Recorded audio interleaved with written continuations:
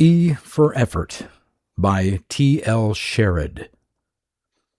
Originally published in the May 1947 issue of Astounding Science Fiction magazine, which republished it in their Astounding Anthology in 1952, and Astounding Tales of Space and Time anthology in 1957. Many anthology appearances followed, including A Century of Great Short Science Fiction Novels in 1964, The Science Fiction Hall of Fame, Volume 2B in 1973, and Titan 16 in 1981. It also appeared in a collection of the author's stories called First Person Peculiar in 1972. Read by Darrell T. Smith II for my channel, Quasar Spectra. E for Effort.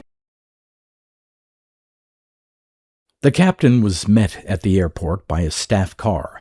Long and fast it sped.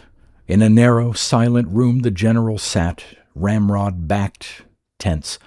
The major waited at the foot of the gleaming steps shining frostily in the night air. Tires screamed to a stop, and together the captain and the major raced up the steps. No words of greeting were spoken. The general stood quickly, hand outstretched. The captain ripped open a dispatch case and handed over a thick bundle of papers. The general flipped them over eagerly and spat a sentence at the major.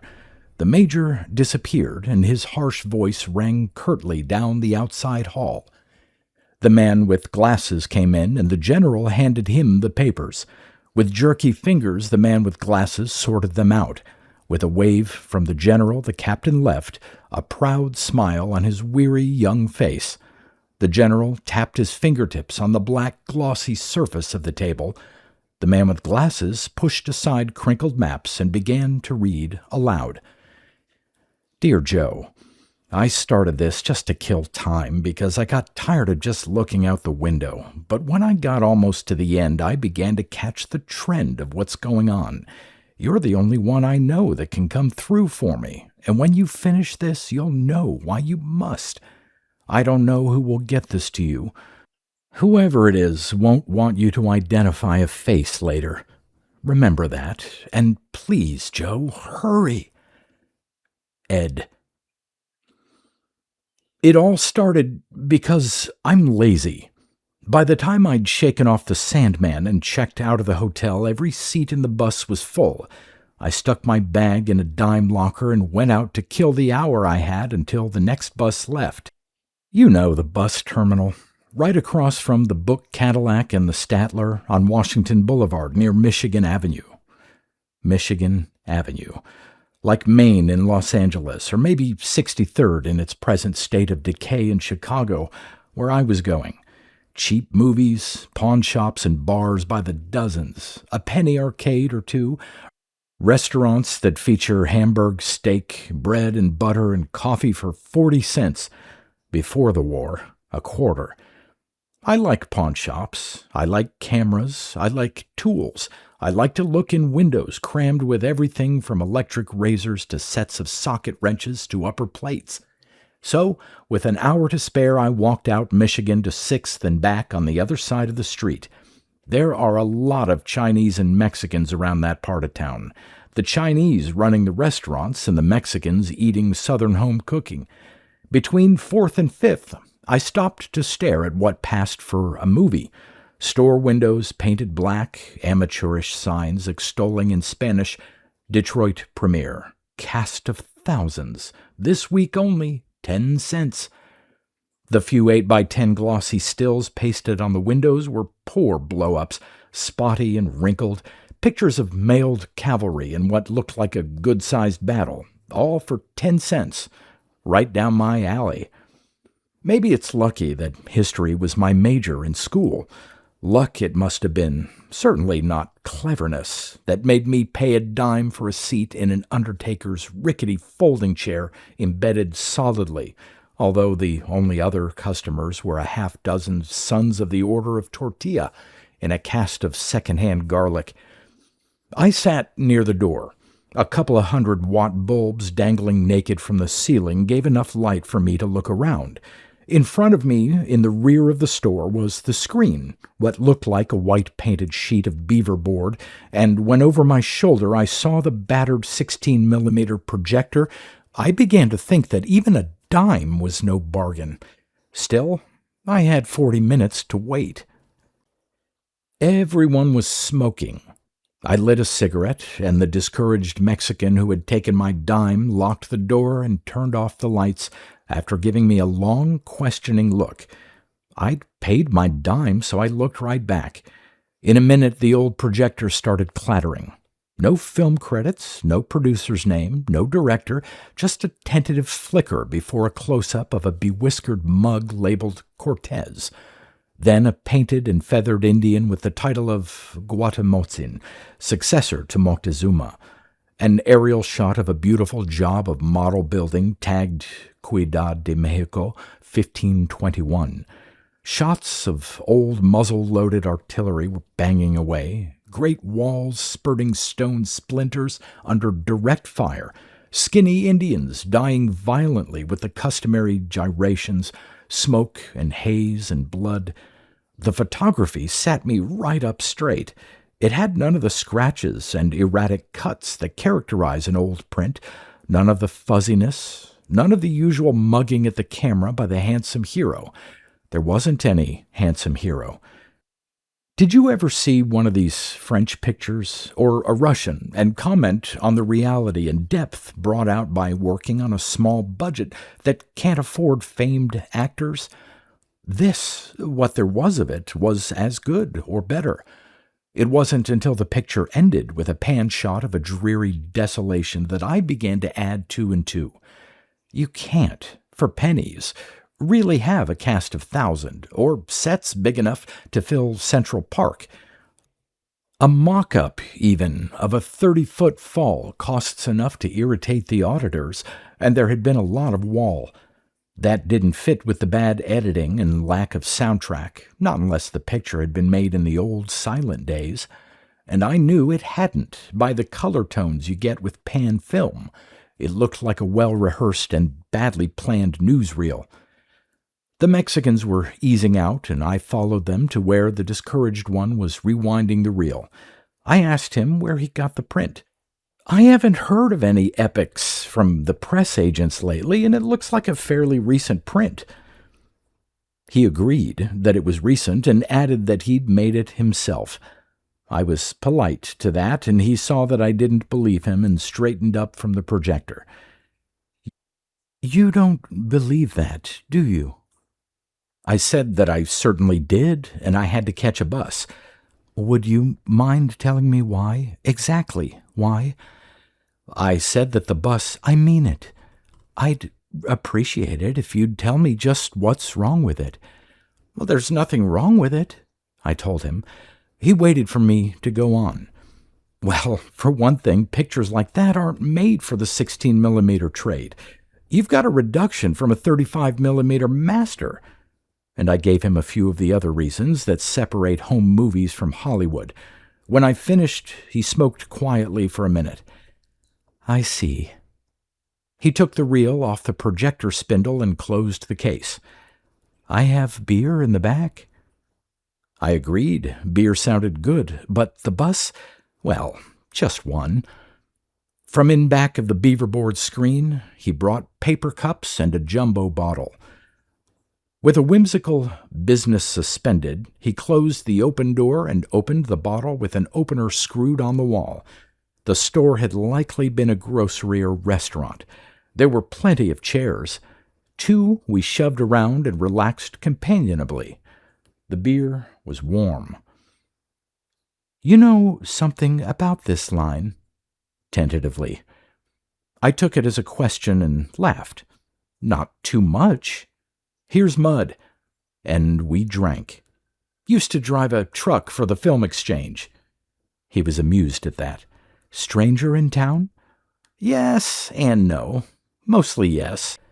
Sinus trouble chased me out, and relatives bring me back. Not anymore, though. My father's funeral was last week." He said that was too bad, and I said it wasn't. "He had sinus, too."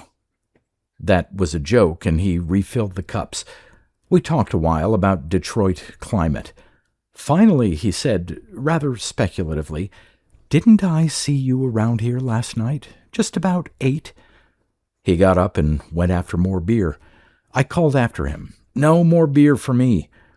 He brought a bottle anyway, and I looked at my watch. "Well, just one." "Was it you?" "Was it me what?" I held out my paper cup. "Weren't you around here?" I wiped foam off my mustache. "Last night? No, but I wish I had. I'd have caught my bus. No, I was in the motor bar last night at 8, and I was still there at midnight." He chewed his lip thoughtfully. "The motor bar? Just down the street?" And I nodded. "The motor bar. I looked at him. "Would you like—" "Sure you would." Before I could figure out what he was talking about, he went to the back and from behind the beaverboard screen rolled out a big radio phonograph and another jumbo bottle. I held the bottle against the light, still half full. I looked at my watch. He rolled the radio against the wall and lifted the lid to get at the dials. "Reach behind you, will you? The switch on the wall." I could reach the switch without getting up, and I did. The lights went out. I hadn't expected that, and I groped at arm's length. Then the lights came on again, and I turned back, relieved. But the lights weren't on. I was looking at the street. Now, all this happened while I was dripping beer and trying to keep my balance on a tottering chair. The street moved. I didn't, and it was day, and it was night, and I was in front of the book Cadillac, and I was going into the motor bar, and I was watching myself order a beer, and I knew I was wide awake and not dreaming. In a panic, I scrabbled off the floor, shedding chairs and beer like an umbrella while I ripped my nails, feeling frantically for that light switch. By the time I found it, and all the while I was watching myself pound the bar for the barkeep, I was really in fine fettle, just about ready to collapse, out of thin air right into a nightmare. At last I found the switch. The Mexican was looking at me with the queerest expression I've ever seen, like he'd baited a mousetrap and caught a frog. Me? I suppose I looked like I'd seen the devil himself. Maybe I had. The beer was all over the floor, and I barely made it to the nearest chair. "What?" I managed to get out. "What was that?" The lid of the radio went down. I felt like that, too, the first time. I'd forgotten. My fingers were too shaky to get out a cigarette, and I ripped off the top of the package. I said, "What was that?" He sat down. "That was you, in the motor bar at 8 last night." I must have looked blank as he handed me another paper cup. Automatically, I held it out to be refilled. "Look here," I started. "I suppose it is a shock. I'd forgotten what I felt like the first time. I don't care much anymore. Tomorrow I'm going out to Phillips Radio." That made no sense to me, and I said so. He went on. "I'm licked. I'm flat broke. I don't give a care anymore. I'll settle for cash and live off the royalties." The story came out, slowly at first, then faster until he was pacing the floor. I guess he was tired of having no one to talk to. His name was Miguel José Zapata Laviada. I told him mine. Lefko. Ed Lefko. He was the son of sugar beet workers who had emigrated from Mexico somewhere in the 20s. They were sensible enough not to quibble when their oldest son left the backbreaking Michigan fields to seize the chance provided by an NYA scholarship. When the scholarship ran out, he'd worked in garages, driven trucks, clerked in stores, and sold brushes door to door to exist and learn. The Army cut short his education with the first draft to make him a radar technician. The Army had given him an honorable discharge and an idea so nebulous as to be almost merely a hunch. Jobs were plentiful then, and it wasn't too hard to end up with enough money to rent a trailer and fill it with Army surplus radio and radar equipment. 1 year ago, he'd finished what he'd started. Finished, underfed, underweight, and overexcited. But successful, because he had it. He installed in a radio cabinet, both for ease in handling and for camouflage. For reasons that will become apparent, he didn't dare apply for a patent. I looked over pretty carefully. Where the phonograph turntable and radio controls had been were vernier dials galore. One big one was numbered 1 to 24, a couple were numbered 1 to 60, and there were a dozen or so numbered 1 to 25, plus 2 or 3 with no numbers at all.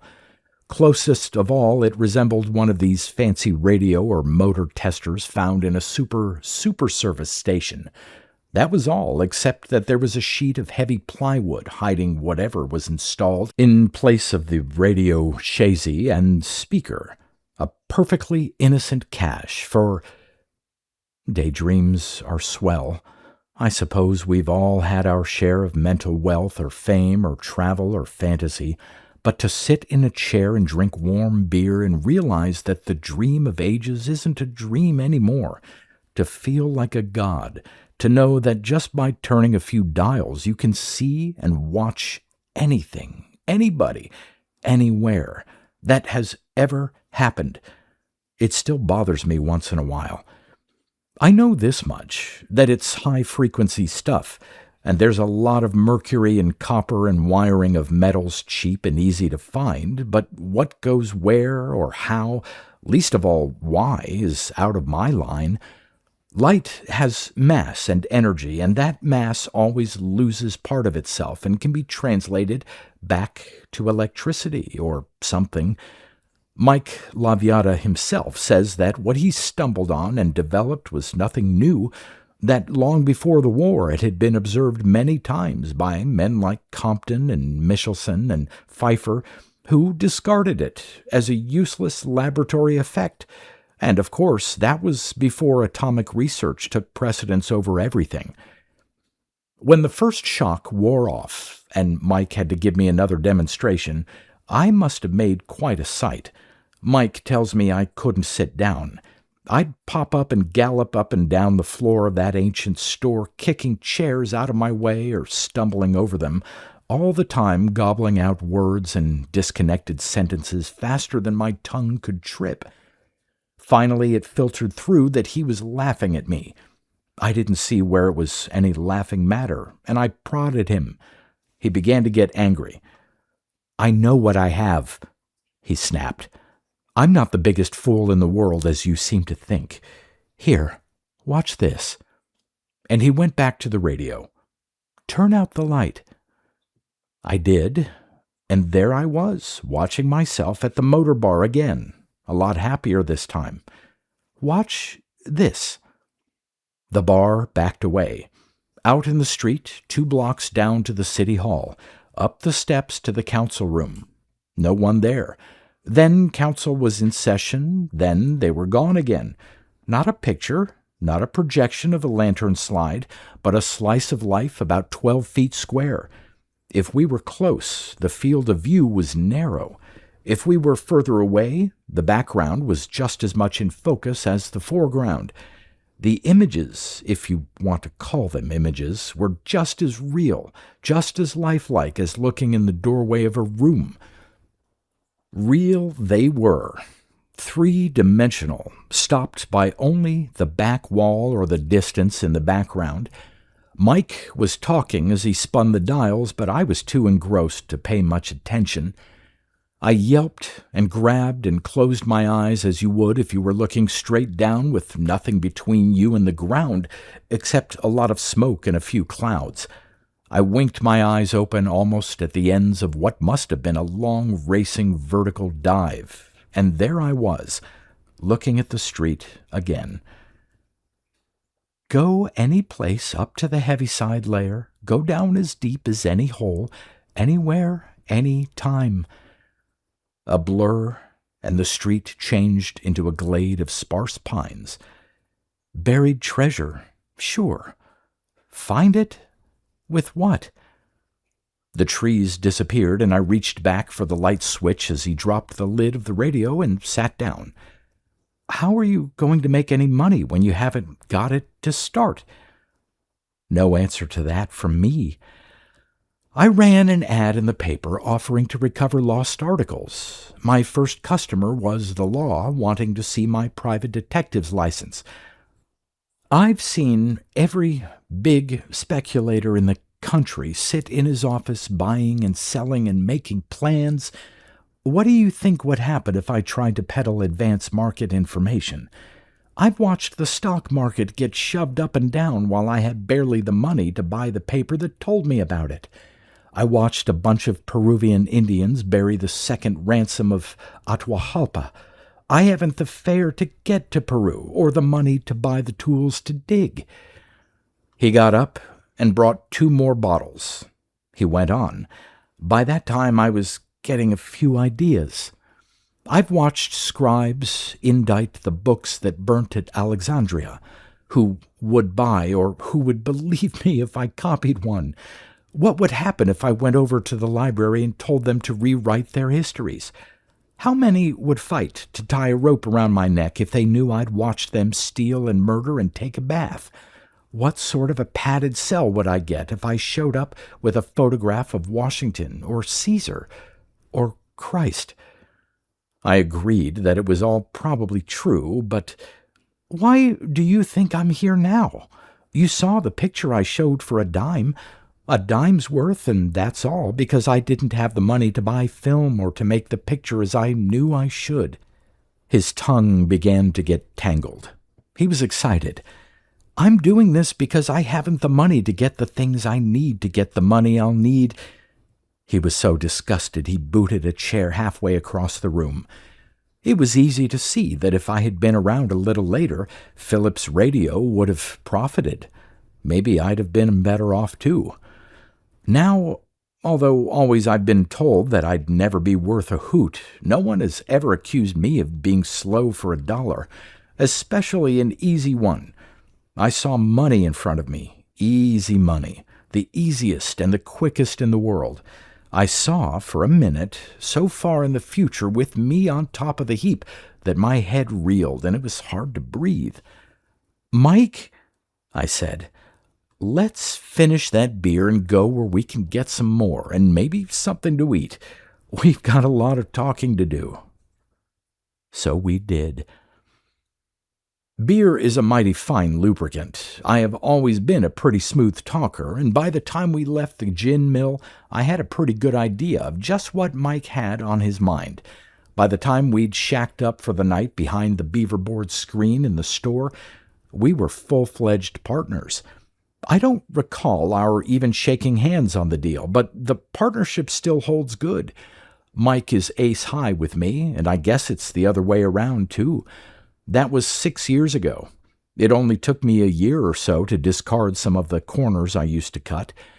7 days after that, on a Tuesday, I was riding a bus to Grosse Pointe with a full briefcase.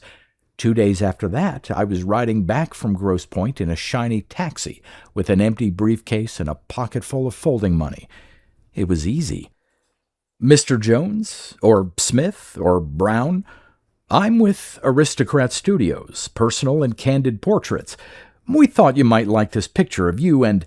No, this is just a test proof. The negative is in our files. Now, if you're really interested, I'll be back the day after tomorrow with our files. I'm sure you will, Mr. Jones. Thank you, Mr. Jones.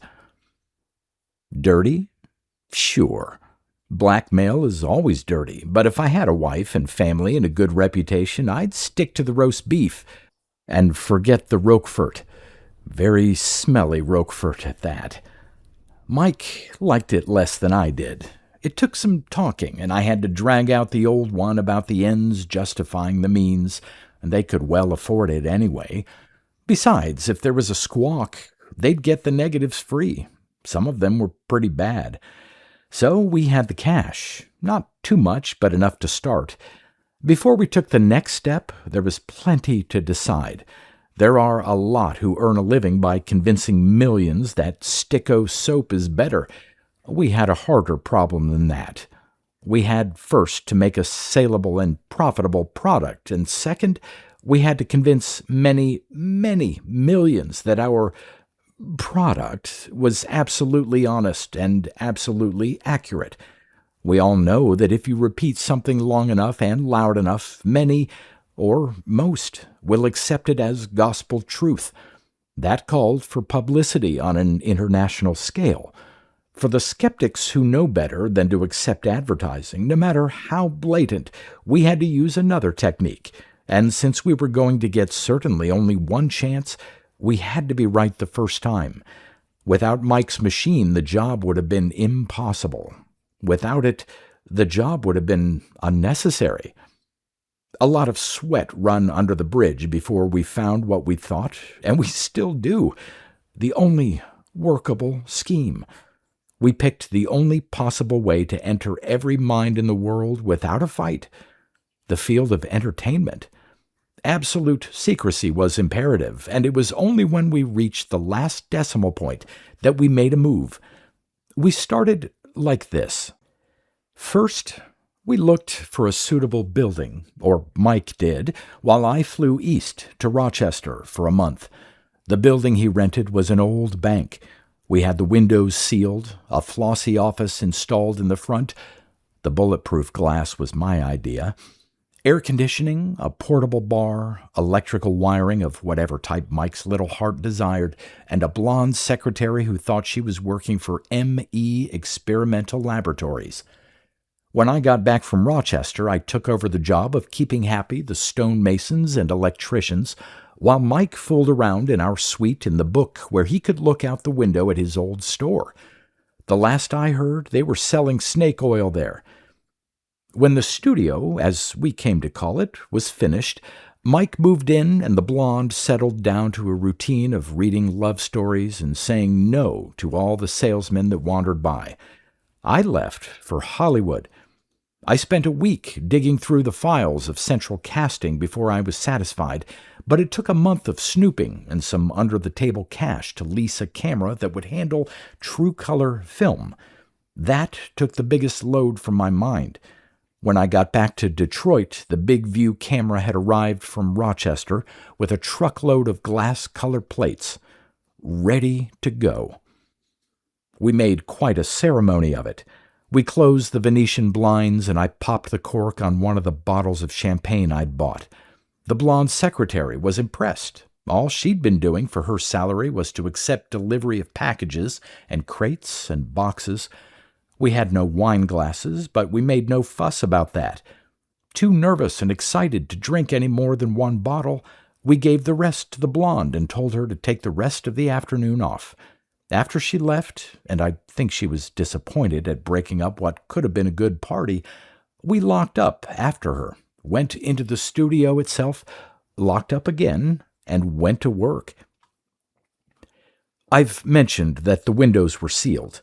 All the inside wall had been painted dull black, and with the high ceiling that went with that old bank lobby, it was impressive, but not gloomy. Midway in the studio was planted the big true-color camera, loaded and ready. Not much could we see of Mike's machine, but I knew it was off to the side, set to throw on the back of the wall. Not on the wall, understand, because the images produced are projected into the air, like the meeting of the rays of two searchlights. Mike lifted the lid, and I could see him silhouetted against the tiny lights that lit the dials. "Well?" he said expectantly. I felt pretty good just then, right down to my billfold. "It's all yours, Mike." And a switch ticked over. There he was. There was a youngster, dead 2,500 years, real enough, almost to touch. Alexander of Macedon. Let's take that first picture in detail. I don't think I can ever forget what happened in the next year or so. First, we followed Alexander through his life from beginning to end. We skipped, of course, the little things he did, jumping ahead days and weeks and years at a time. Then we'd miss him or find that he'd moved in space. That would mean we'd have to jump back and forth like the artillery firing bracket or ranging shots until we found him again. Helped only occasionally by his published lives, we were astounded to realize how much distortion has crept into his life. I often wonder why legends arise about the famous. Certainly their lives are as startling or appalling as fiction, and unfortunately we had to hold closely to the accepted histories. If we hadn't, every professor would have gone into his corner for a hearty sneer. We couldn't take that chance, not at first. After we knew approximately what had happened and where, we used our notes to go back to what had seemed a particularly photogenic section and work on that a while. Eventually, we had a fair idea of what we were actually going to film. Then we sat down and wrote an actual script to follow, making allowance for whatever shots we'd have to double in later. Mike used his machine as the projector, and I operated the true color camera at a fixed focus, like taking movie pictures of a movie. As fast as we finished a reel, it would go to Rochester for processing instead of one of the Hollywood outfits that might have done it cheaper. Rochester is so used to horrible amateur stuff that I doubt if anyone ever looks at anything. When the reel was returned, we'd run it ourselves to check our choice of scenes and color sense and so on. For example, we had to show the traditional quarrels with his father, Philip. Most of that we figured on doing with doubles later. Olympias, his mother, and the fangless snakes she affected didn't need any doubling, as we used an angle and amount of distance that didn't call for actual conversation. The scene where Alexander rode the bucking horse no one else could ride came out of some biographer's head, but we thought it was so famous we couldn't leave it out. We dubbed the close-ups later, and the actual horseman was a young Scythian that hung around the royal stables for his keep. Roxanne was real enough, like the rest of the Persians' wives that Alexander took over. Luckily, most of them had enough poundage to look luscious. Philip and Parmenio and the rest of the characters were heavily bearded, which made easy the necessary doubling and dubbing in the necessary speech. If you ever saw them shave in those days, you'd know why whiskers were popular. The most trouble we had with the interior shots. Smoky wicks in a bowl of lard, no matter how plentiful, are too dim even for fast film. Mike got around that by running the true color camera at a single frame a second, with his machine paced accordingly.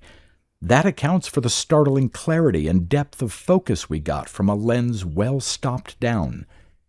We had all the time in the world to choose the best possible scenes and camera angles, the best actors in the world, expensive camera booms or repeated retakes under the most exacting director can't compete with us.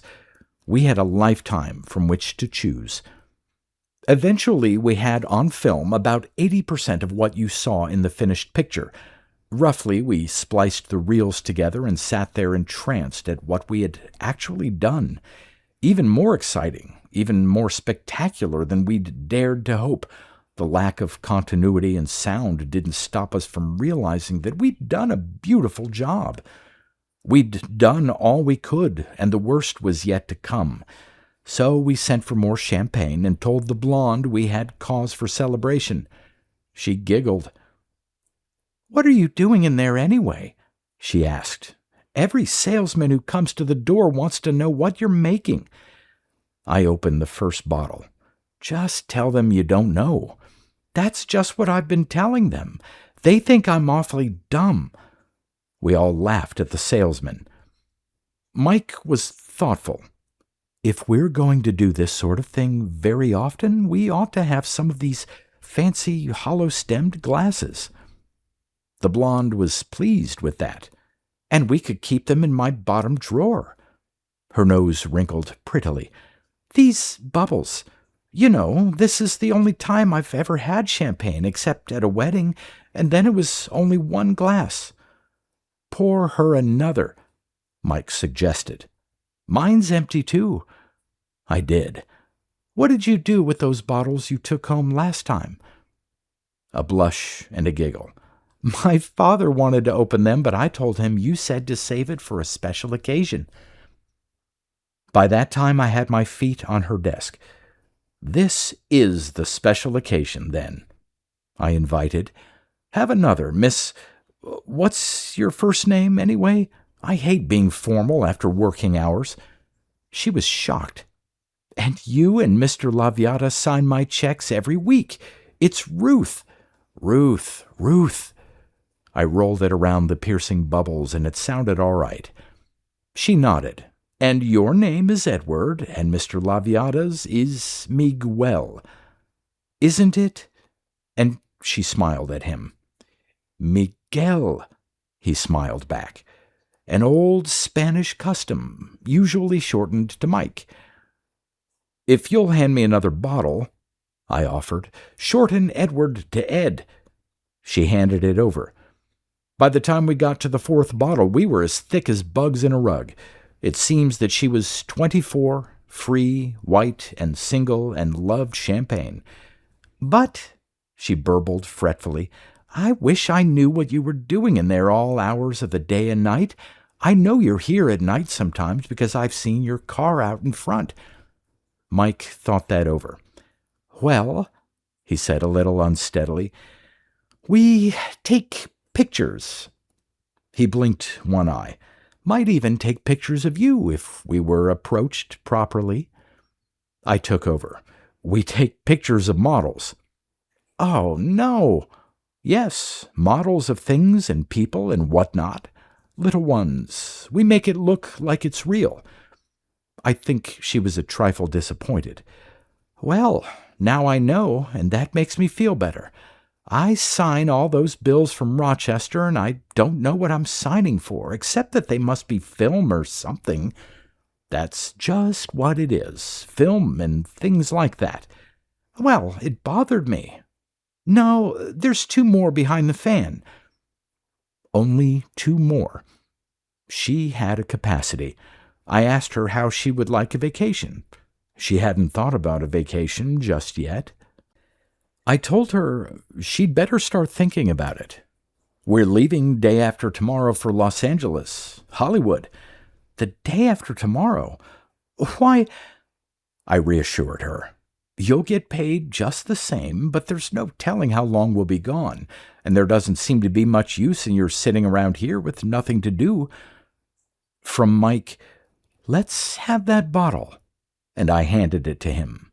I went on.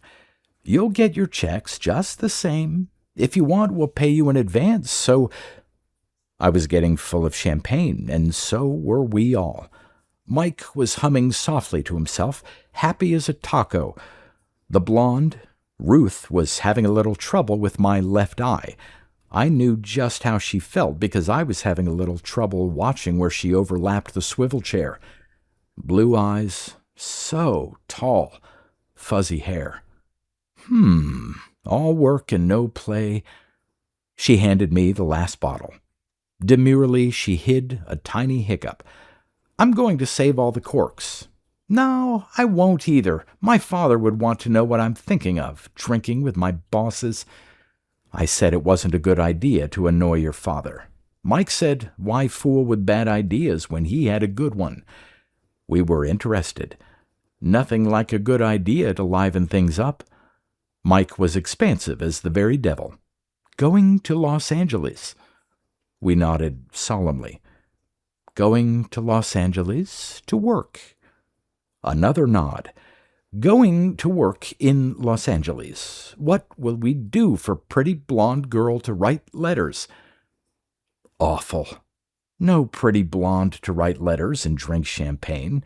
Sad case. Gotta hire somebody to write letters anyway. Might not be blonde. No blondes in Hollywood. No good ones anyway, so— I saw the wonderful idea and finished for him. "So we take pretty blonde to Los Angeles to write letters." What an idea that was! 1 bottle sooner and its brilliancy would have been dimmed. Ruth bubbled like a fresh bottle, and Mike and I sat there, smirking like mad. But I can't. I couldn't leave day after tomorrow just like that. Mike was magnificent. Who said day after tomorrow? Changed our minds. Leave right now. She was appalled. Right now? Just like that? Right now, just like that. I was firm. But no buts. Right now, just like that. Nothing to wear. Buy clothes any place. Best ones in Los Angeles. But my hair. Mike suggested a haircut in Hollywood, maybe. I pounded the table. It felt solid. Call the airport. 3 tickets. She called the airport. She intimidated easy. The airport said we could leave for Chicago any time on the hour and change there for Los Angeles. Mike wanted to know why she was wasting time on the telephone when we could be on our way. Holding up the wheels of progress, emery dust in the gears. 1 minute to get her hat. Call Pappy from the airport. Her objections were easily brushed away with a few word pictures of how much fun there was to be had in Hollywood. We left a sign on the door. Gone to lunch, back in December, and made the airport in time for the 4:00 plane with no time left to call Pappy. I told the parking attendant to hold the car until he heard from me, and we made it up the steps and into the plane just in time. The steps were taken away, the motor snorted, and we were off, with Ruth holding fast her hat in an imaginary breeze. There was a 2-hour layover in Chicago. They don't serve liquor at the airport, but an obliging cab driver found us a convenient bar down the road where Ruth made her call to her father. Cautiously, we stayed away from the telephone booth, but from what Ruth told us, he must have read her the riot act. The bartender didn't have champagne, but gave us the special treatment reserved for those that order it. The cab driver saw that we made the liner 2 hours later. In Los Angeles, we registered at the Commodore, cold sober and ashamed of ourselves. The next day, Ruth went shopping for clothes for herself and for us. We gave her the sizes and enough money to soothe her hangover. Mike and I did some telephoning. After breakfast, we sat around until the desk clerk announced a Mr. Lee Johnson to see us. Lee Johnson was the brisk professional type, the high-bracket salesman. Tall, rather homely, a clipped way of talking. We introduced ourselves as embryo producers. His eyes brightened when we said that. His meat. Not exactly the way you think, I told him. We have already 80% or better of the final print. He wanted to know where he came in. We have several thousand feet of true color film. Don't bother asking where or when we got it. This footage is silent. We'll need sound and, in places, speech dubbed in. He nodded. Easy enough. What condition is the master? Perfect condition. It's in the hotel vault right now. There are gaps in the story to fill. We'll need quite a few male and female characters, and all of these will have to do their doubling for cash and not for screen credit. Johnson raised his eyebrows. And why? Out here, screen credit is bread and butter. Several reasons. This footage was made, never mind where, with the understanding that film credit would favor no one. If you're lucky enough to catch your talent between pictures, you might get away with it. But if your footage is worth working with, my boys will want screen credit, and I think they're entitled to it. I said that was reasonable enough. The technical crews were essential, and I was prepared to pay well, particularly to keep their mouths closed until the print was ready for final release, maybe even after that. Before we go any further, Johnson rose and reached for his hat. Let's take a look at that print. I don't know if we can... I knew what he was thinking. Amateurs, home movies, filthy pictures, maybe. We got the reels out of the hotel safe and drove to his laboratory, out Sunset. The top was down on his convertible, and Mike hoped audibly that Ruth would have sense enough to get sports shirts that didn't itch. Wife? Johnson asked carelessly. Secretary, Mike answered just as casually. We flew in last night, and she's out getting us some light clothes. Johnson's estimation of us rose visibly. A porter came out of the laboratory to carry the suitcase containing the film reels. It was a long, low building with the offices at the front and the actual laboratories tapering off at the rear. Johnson took us in the side door and called for someone whose name we didn't catch. The anonymous one was a projectionist who took the reels and disappeared into the back of the projection room. We sat for a minute in the soft easy chairs until the projectionist buzzed ready. Johnson glanced at us and we nodded. He clicked a switch on the arm of his chair and the overhead lights went out. The picture started. It ran 110 minutes as it stood. We both watched Johnson like a cat at a rat hole. When the tag end showed white on the screen, he signaled with the chairside buzzer for lights. They came on. He faced us. "Where did you get that print?" Mike grinned at him. "Can we do business?" "Do business?" He was vehement. "You bet your life we can do business. We'll do the greatest business you ever saw." The projection man came down. "Hey, that's all right. Where'd you get it?" Mike looked at me. I said, "This isn't to go any further." Johnson looked at his man, who shrugged. "None of my business." I dangled the hook. "That wasn't made here. Never mind where." Johnson rose and struck, hook, line, and sinker. "Europe. Germany. No, France. Russia, maybe. Einstein or Eisenstein or whatever his name is." I shook my head. "That doesn't matter. The leads are all dead or out of commission, but their heirs, well, you get what I mean." Johnson saw what I meant.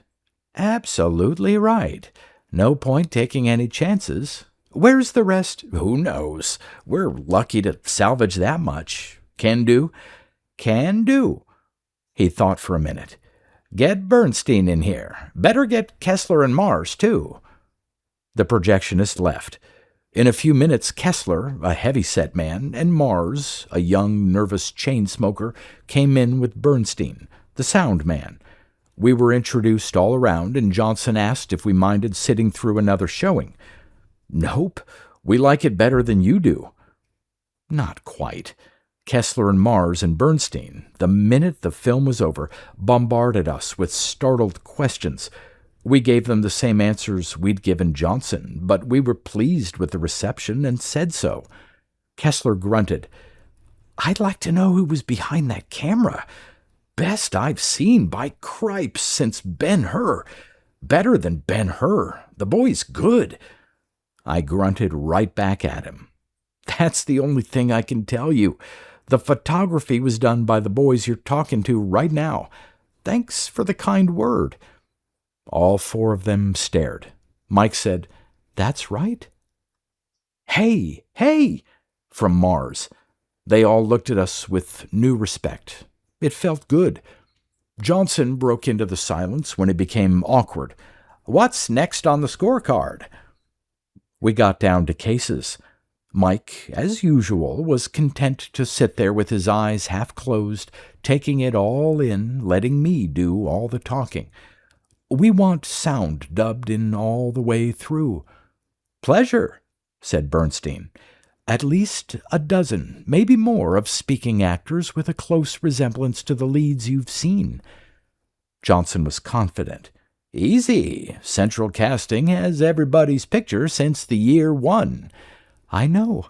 We've already checked that. No trouble there.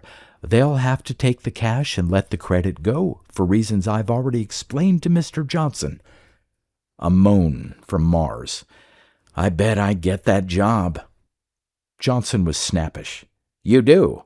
What else?" To me. I didn't know. "Except that we have no plans for distribution as yet. That will have to be worked out. Like falling off a log." Johnson was happy about that. "One look at the rushes and United Artists would spit in Shakespeare's eye."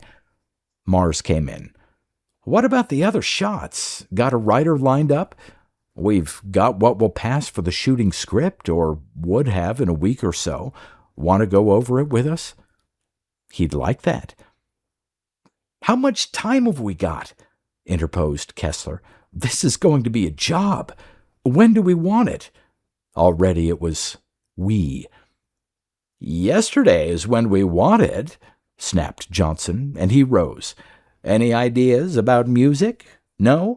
We'll try for Werner Jansen and his boys. Bernstein, you're responsible for that print from now on. Kessler, get your crew in and have a look at it. Mars, you'll go with Mr. Lefko and Mr. Laviata through the files at Central Casting at their convenience. Keep in touch with them at the Commodore. Now, if you'll step into my office, we'll discuss the financial arrangements." As easy as all that? Oh, I don't say that it was easy work or anything like that, because in the next few months we were playing busy bee. What with running down the only one registered at Central Casting who looked like Alexander himself, he turned out to be a young Armenian who had given up hope of ever being called from the extra lists and had gone home to Santee, casting and rehearsing the rest of the actors and swearing at the costumers and the boys who built the sets. We were kept hopping. Even Ruth, who had reconciled her father with soothing letters, for once earned her salary. We took turns shooting dictation at her until we had a script that satisfied Mike and myself and young Mars, who turned out to be clever as a fox on dialogue. What I really meant is that it was easy and immensely gratifying to crack the shell of the tough boys who had seen epics and turkeys come and go. They were really impressed by what we had done. Kessler was disappointed when we refused to be bothered with photographing the rest of the film. We just batted our eyes and said that we were too busy, that we were perfectly confident that he would do as well as we could. He outdid himself, and us. I don't know what we would have done if he had asked us for any concrete advice. I suppose, when I think it all over, that the boys we met and worked with were so tired of working with the usual mine-run grade Bs that they were glad to meet someone that knew the difference between glycerin tears and reality and didn't care if it cost $2 extra. They had us placed as a couple of city slickers with plenty on the ball. I hope. Finally, it was all over with. We all sat in the projection room. Mike and I, Mars and Johnson, Kessler and Bernstein, and all the lesser technicians that had split up the really enormous amount of work that had been done watched the finished product.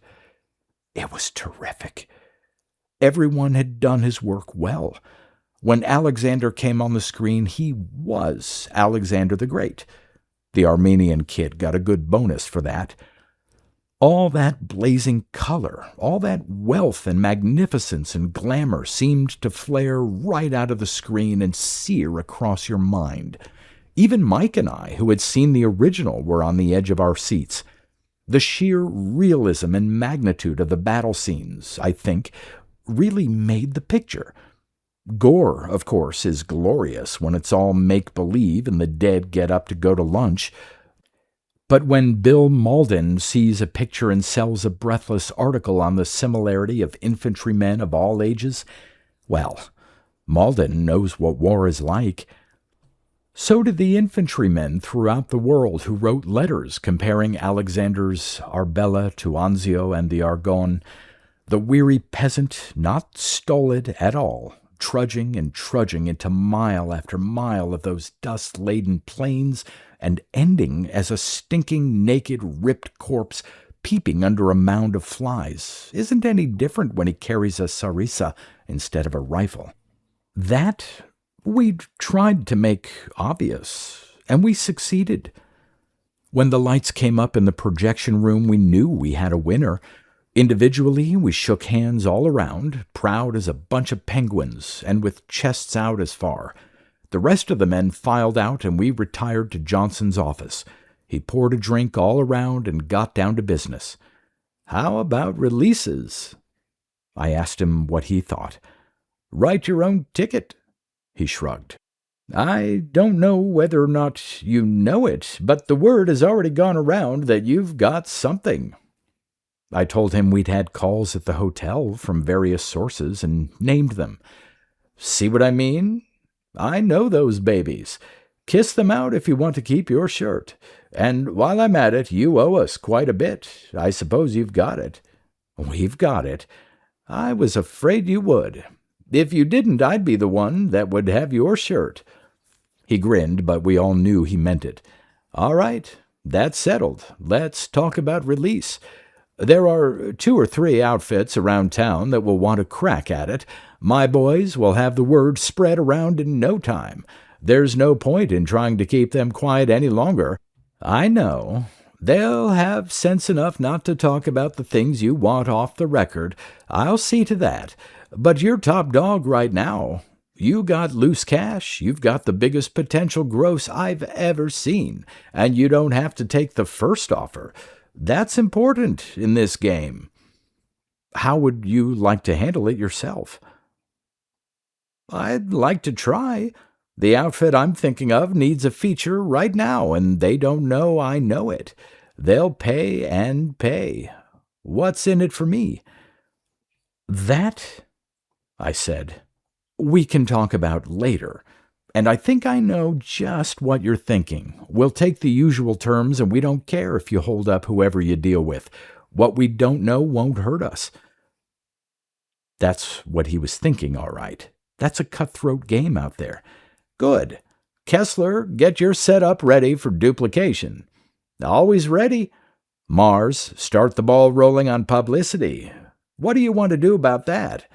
To us. Mike and I had talked about that before. As far as we're concerned, I said slowly, do as you think best. Personal publicity, okay.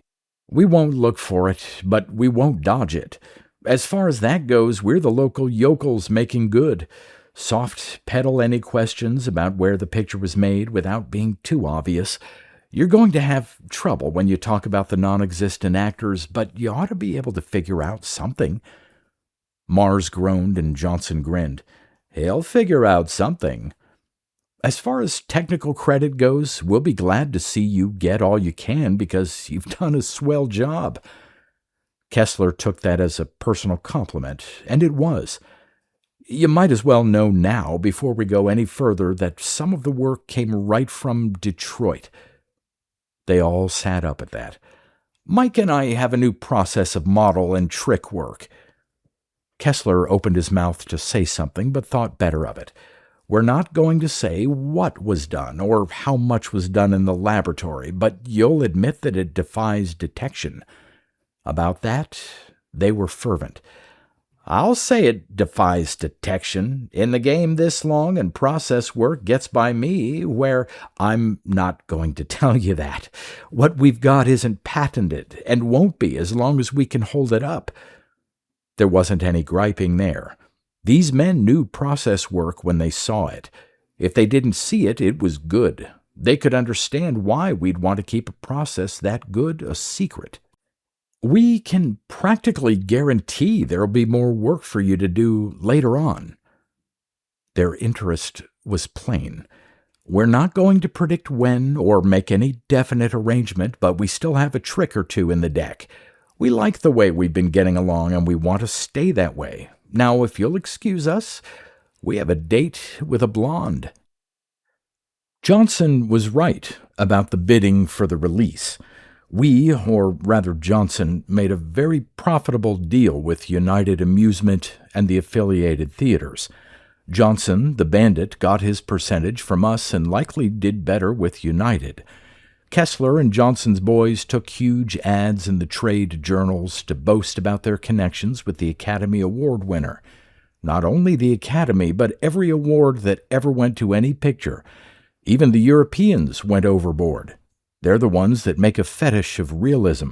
They knew the real thing when they saw it, and so did everyone else. Our success went to Ruth's head. In no time she wanted a secretary.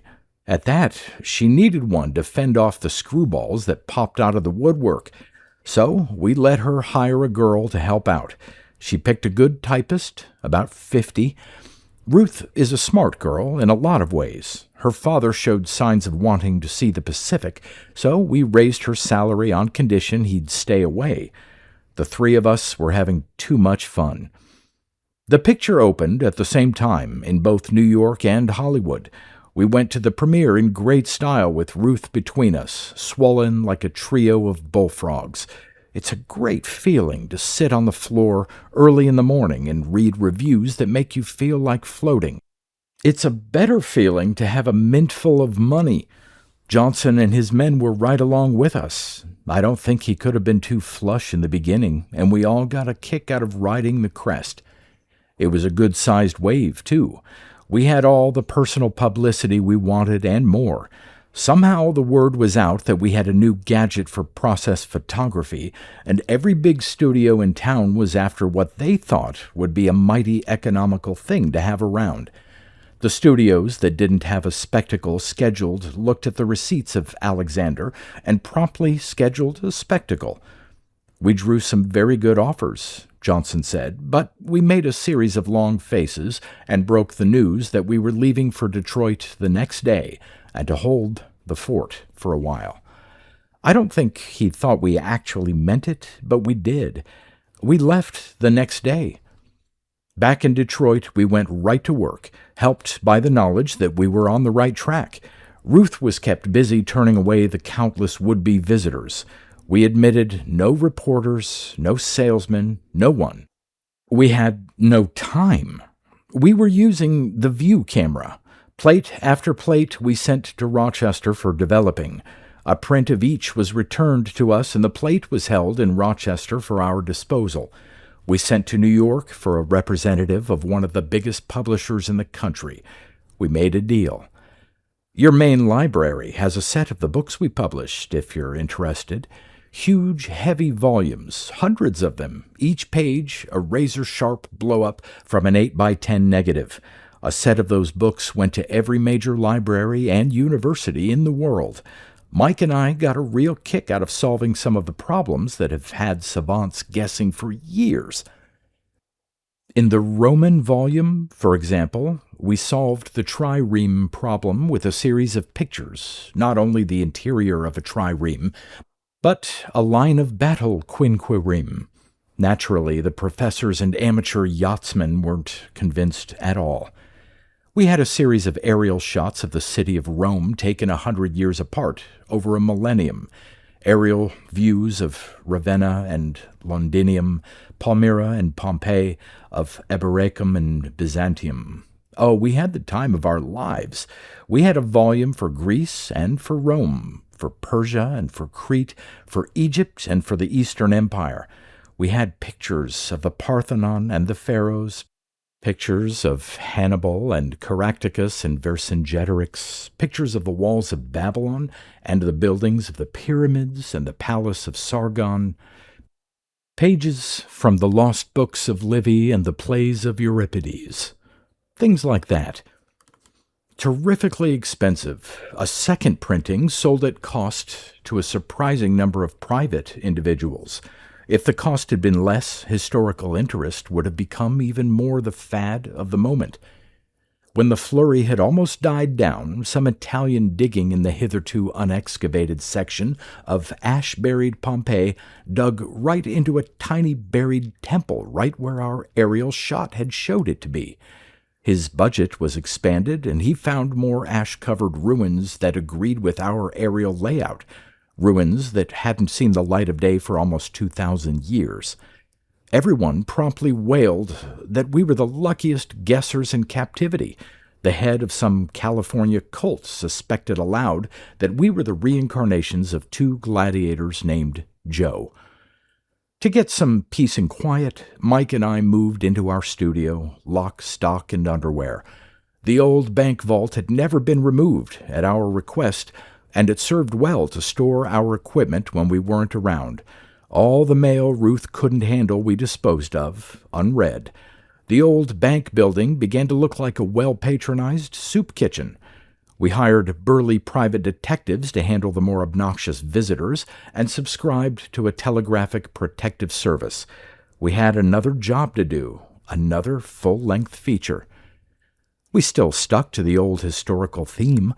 This time we tried to do what Gibbon did in The Decline and Fall of the Roman Empire, and I think we were rather successful at that. In 4 hours you can't completely cover 2,000 years, but you can, as we did, show the cracking up of a great civilization and how painful the process can be. The criticism we drew for almost ignoring Christ and Christianity was unjust, we think, and unfair.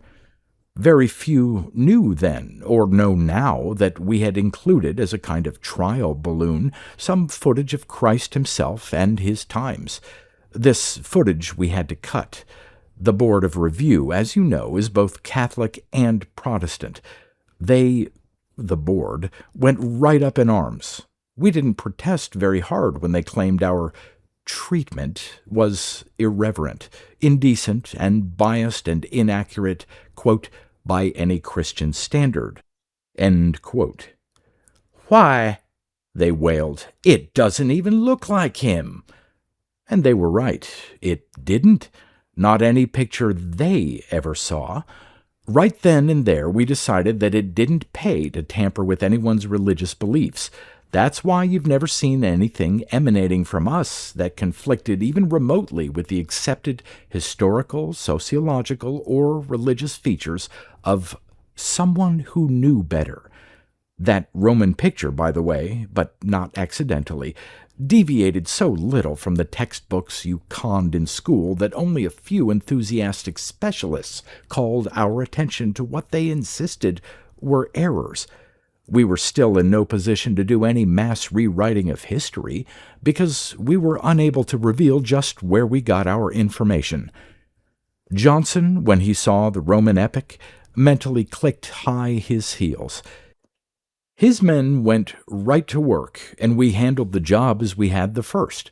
One day Kessler got me in a corner, dead earnest. "Ed," he said, "I'm going to find out where you got that footage if it's the last thing I ever do." I told him that someday he would. And I don't mean someday either. I mean right now. That bourgeois about Europe might go once, but not twice. I know better, and so does everyone else. Now what about it? I told him I'd have to consult Mike, and I did. We were up against it. Kessler tells me he has troubles. I guess you all know what they are? They all knew. Johnson spoke up. "He's right, too. We know better. Where did you get it?" I turned to Mike. "Want to do the talking?" A shake of his head. "You're doing all right." "All right." Kessler hunched a little forward, and Mars lit another cigarette. We weren't lying, and we weren't exaggerating when we said the actual photography was ours. Every frame of film was taken right here in this country within the last few months. Just how, I won't mention why or where, we can't tell you just now. Kessler snorted in disgust. Let me finish. We all know that we're cashing in, hand over fist, and we're going to cash in some more. We have on our personal schedule 5 more pictures. 3 of that 5 we want you to handle as you did the others. The last 2 of the 5 will show you both the reason for all the childish secrecy, as Kessler calls it, and another motive that we have so far kept hidden. The last 2 pictures will show you both our motives and our methods. One is as important as the other. Now, is that enough? Can we go ahead on that basis? It wasn't enough for Kessler. That doesn't mean a thing to me. What are we, a bunch of hacks? Johnson was thinking about his bank balance. 5 more. 2 years, maybe 4. Mars was skeptical. Who do you think you're going to kid that long? Where's your studio? Where's your talent?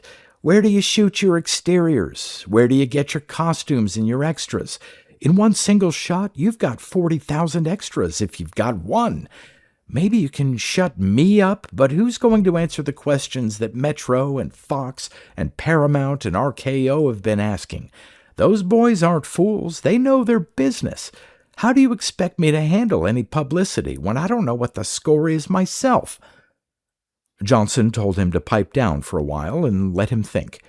Mike and I didn't like this one bit, but what could we do? Tell the truth and end up in a straitjacket? "Can we do it this way?" he finally asked. "Mars, these boys have an in with the Soviet government. They work in some place in Siberia, maybe. Nobody gets within miles of there. No one ever knows what the Russians are doing." "Nope." Mars was definite. "Any hint that these came from Russia and we'd all be a bunch of Reds. Cut the gross in half." Johnson began to pick up speed. "All right, not from Russia. From one of these little republics fringed around Siberia or Armenia or one of those places. They're not Russian-made films at all. In fact, they've been made by some of these Germans and Austrians the Russians took over and moved after the war. The war fever had died down enough for people to realize that the Germans knew their stuff occasionally. The old sympathy racket for these refugees struggling with faulty equipment, lousy climate, making super spectacles and smuggling them out under the nose of the Gestapo or whatever they call it. That's it." Doubtfully, from Mars. "And the Russians tell the world we're nuts, that they haven't got any loose Germans?" That Johnson overrode. "Who reads the back pages? Who pays any attention to what the Russians say? Who cares? They might even think we're telling the truth and start looking around their own backyard for something that isn't there. All right with you?" To Mike and myself. I looked at Mike and he looked at me. "Okay with us." "Okay with the rest of you? Kessler? Bernstein?" They weren't too agreeable, and certainly not happy, but they agreed to play games until we gave the word. We were warm in our thanks. "You won't regret it." Kessler doubted that very much, but Johnson eased them all out, back to work. Another hurdle leaped, or sidestepped. Rome was released on schedule and drew the same friendly reviews. Friendly is the wrong word for reviews that stretched ticket lineups blocks long. Mars did a good job on the publicity. Even that chain of newspapers that afterward turned on us so viciously fell for Mars's word wizardry and ran full-page editorials urging the reader to see Rome. With our third picture, Flame over France, we corrected a few misconceptions about the French Revolution and began stepping on a few tender toes. Luckily, however, and not altogether by design, there happened to be in power in Paris a liberal government. They backed us to the hilt with the confirmation we needed. At our request, they released a lot of documents that had hitherto conveniently been lost in the cavernous recesses of the Bibliothèque Nationale. I've forgotten the name of whoever happened to be the perennial pretender to the French throne. At, I'm sure, the subtle prodding of one of Mars's ubiquitous publicity men, the pretender sued us for our whole net, alleging the defamation of the good name of the Bourbons. A lawyer Johnson dug up for us sucked the poor chump into a courtroom and cut him to bits. Not even 6 cents damages did he get. Samuels, the lawyer, and Mars drew a good-sized bonus, and the pretender moved to Honduras. Somewhere around this point, I believe, did the tone of the press begin to change. Up until then, we'd been regarded as crosses between Shakespeare and Barnum. Since long obscure facts had been dredged into the light, a few well-known pessimists began to wonder sotto voce if we weren't just a pair of blasted pests. Should leave well enough alone. Only our huge advertising budget kept them from saying more. I'm going to stop right here and say something about our personal life while all this was going on. Mike I've kept in the background pretty well, mostly because he wants it that way.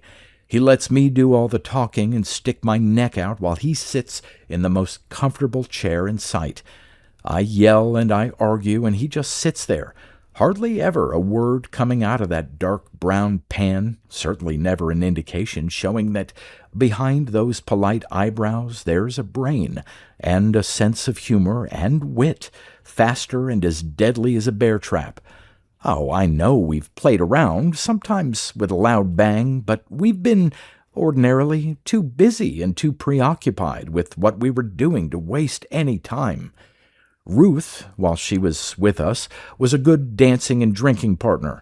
She was young, she was almost what you'd call beautiful, and she seemed to like being with us.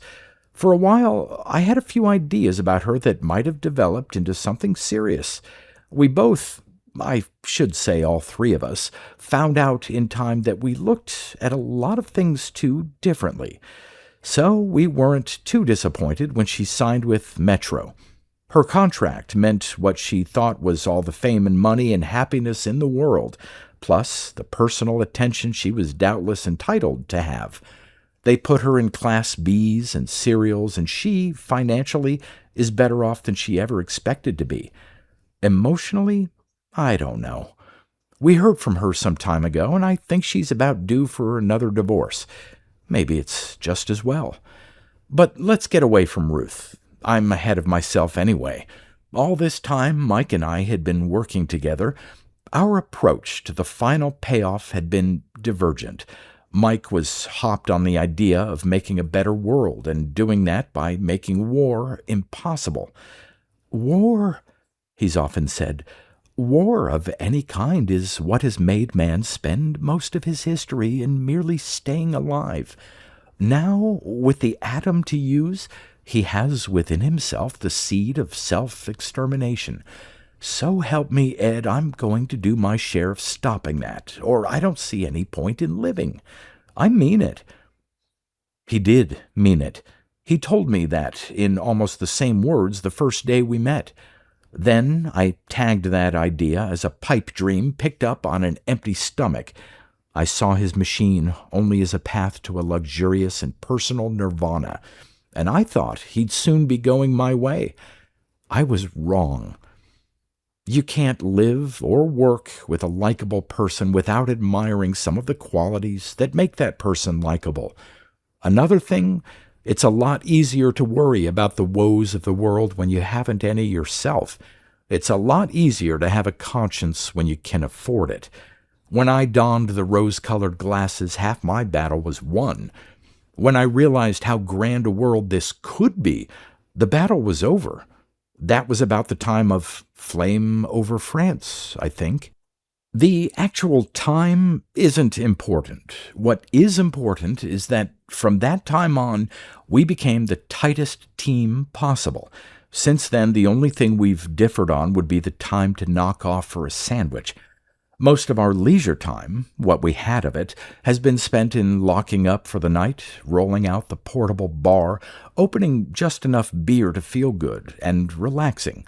Maybe after one or two we might diddle the dials of the machine and go rambling.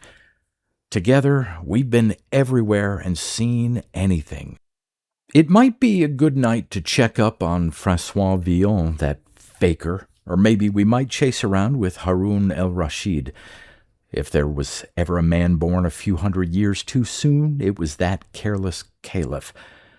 Or, if we were in a bad or discouraged mood, we might follow the 30 Years' War for a while. Or if we were real raffish, we might inspect the dressing rooms at Radio City.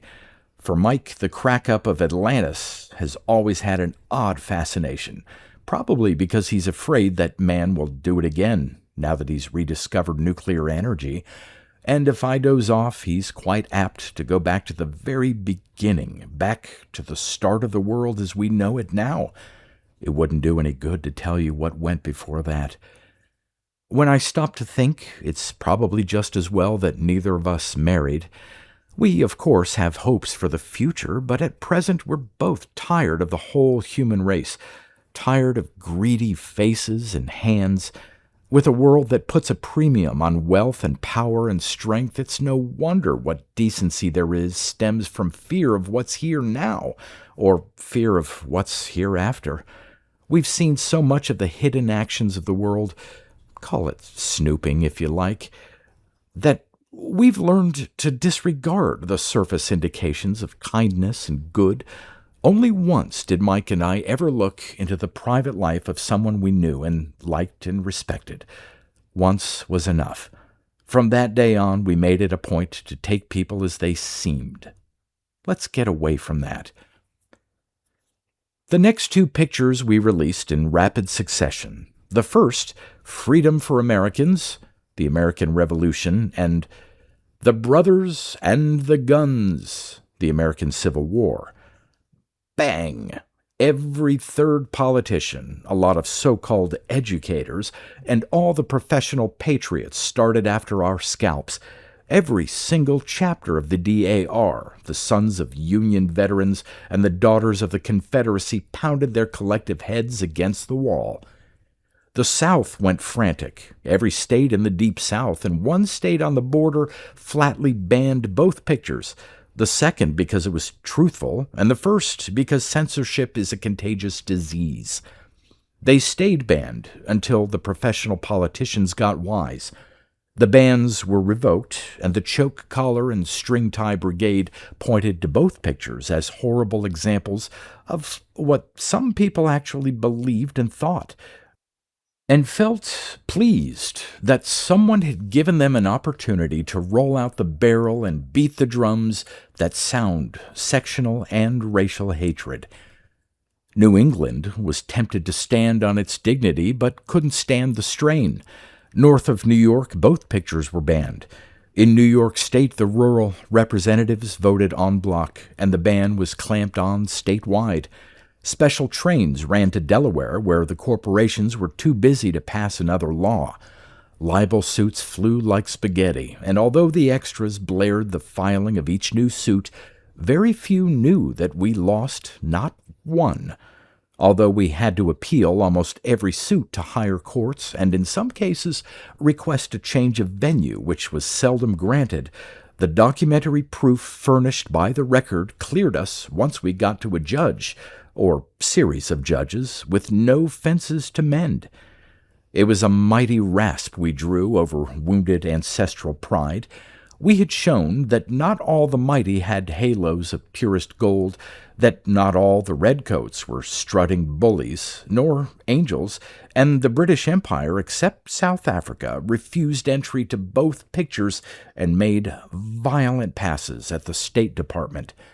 The spectacle of Southern and New England congressmen approving the efforts of a foreign ambassador to suppress free speech drew hilarious hosannas from certain quarters.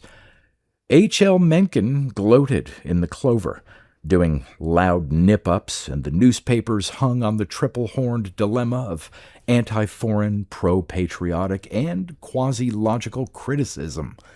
In Detroit, the Ku Klux Klan fired an anemic cross on our doorstep, and the friendly sons of St. Patrick, the NAACP, and the WCTU passed flattering resolutions. We forwarded the most vicious and obscene letters, together with a few names and addresses that hadn't been originally signed, to our lawyers and the Post Office Department. There were no convictions south of Illinois. Johnson and his boys made hay. Johnson had pyramided his bets into an international distributing organization and pushed Mars into hiring every top press agent either side of the Rockies. What a job they did!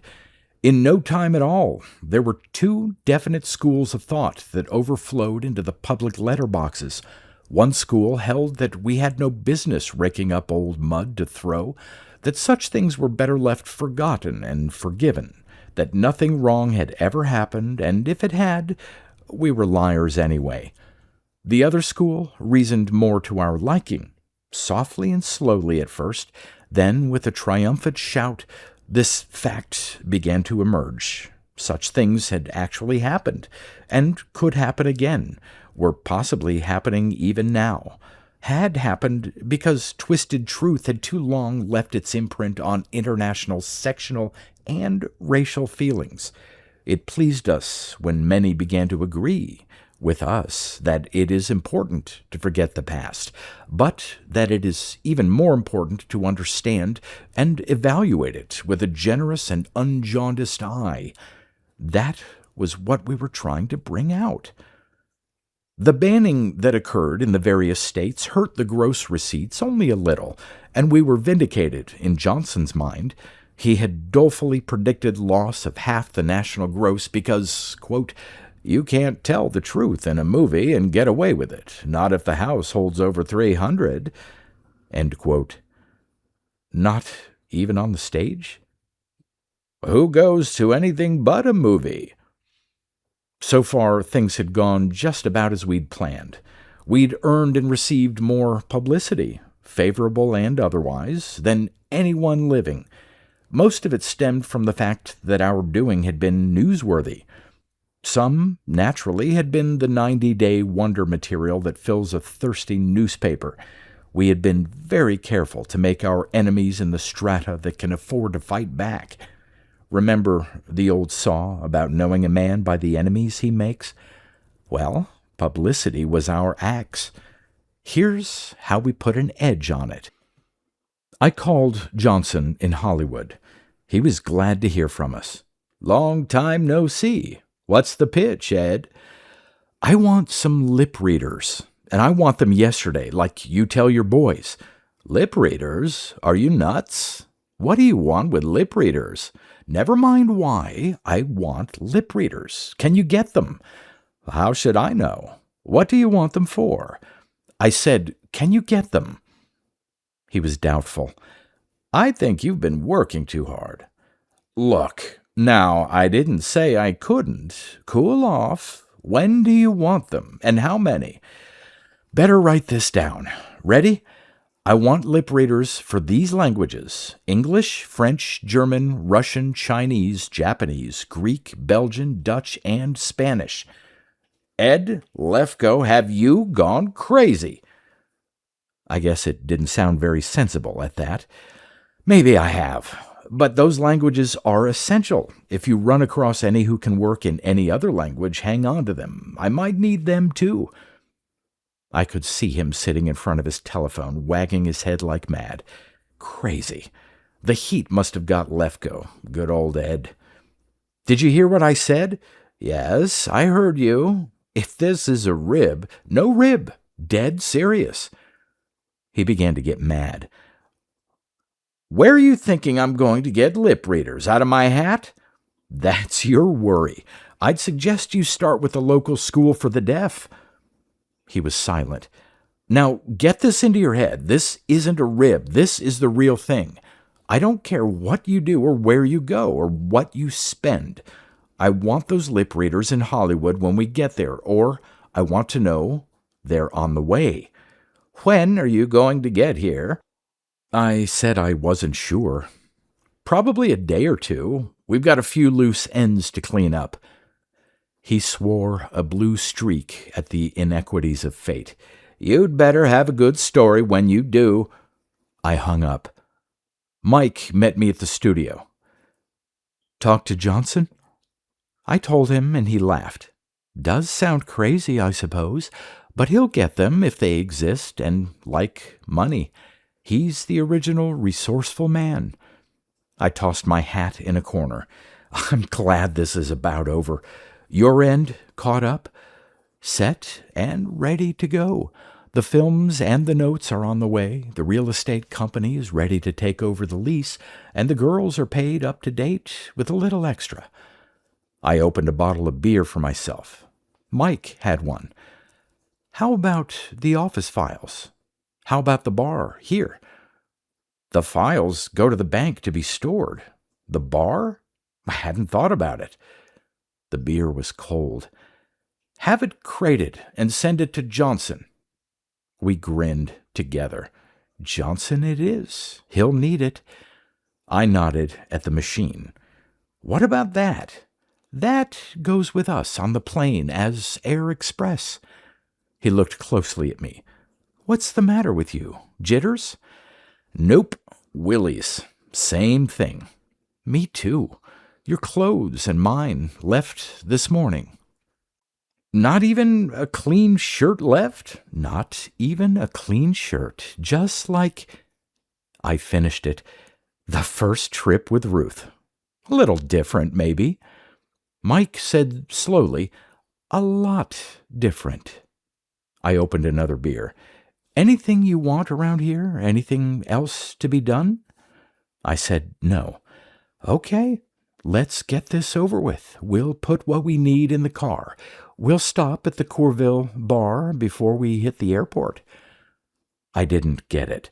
"There's still beer left, but no champagne." I got it. "Okay, I'm dumb at times. Let's go." We loaded the machine into the car and the bar, left the studio keys at the corner grocery for the real estate company, and headed for the airport by way of the Courville bar. Ruth was in California, but Joe had champagne. We got to the airport late. Mars met us in Los Angeles. "What's up? You got Johnson running around in circles." "Did he tell you why?" "Sounds crazy to me. Couple of reporters inside. Got anything for them?" "Not right now. Let's get going." In Johnson's private office, we got a chilly reception. "This better be good. Where do you expect to find someone to lip read in Chinese, or Russian for that matter?" We all sat down. "What have you got so far?" "Besides a headache?" He handed me a short list. I scanned it. "How long before you can get them here?" An explosion. "How long before I can get them here? Am I your errand boy?" "For all practical purposes, you are. Quit the fooling. How about it?" Mars snickered at the look on Johnson's face. "What are you smirking at, you moron?" Mars gave in and laughed outright, and I did too. "Go ahead and laugh. This isn't funny. When I called the state school for the deaf, they hung up. Thought I was some practical joker. We'll skip that. There's 3 women and a man on that list. They cover English, French, Spanish, and German. 2 of them are working in the East, and I'm waiting for answers to telegrams I sent them. One lives in Pomona, and one works for the Arizona School for the Deaf. That's the best I could do." We thought that over. "Get on the phone. Talk to every state in the Union if you have to, or overseas." Johnson kicked the desk. "And what are you going to do with them if I'm that lucky?" "You'll find out. Get them on planes and fly them here, and we'll talk turkey when they get here. I want a projection room, not yours, and a good bonded court reporter." He asked the world to appreciate what a life he led. "Get in touch with us at the Commodore." To Mars. "Keep the reporters away for a while. We'll have something for them later." Then we left. Johnson never did find anyone who could lip-read Greek. None, at least, that could speak English. The expert on Russian he dug out of Ambridge in Pennsylvania. The Flemish and Holland-Dutch expert came from Leiden in the Netherlands, and at the last minute he stumbled upon a Korean who worked in Seattle as an inspector for the Chinese government. 5 women and 2 men. We signed them to an ironclad contract drawn by Samuels, who now handled all our legal work. I made a little speech before they signed. "These contracts, as far as we've been able to make sure, are going to control your personal and business life for the next year, and there's a clause that says we can extend that period for another year if we so desire. Let's get this straight. You are to live in a place of your own, which we will provide. You will be supplied with all necessities by our buyers.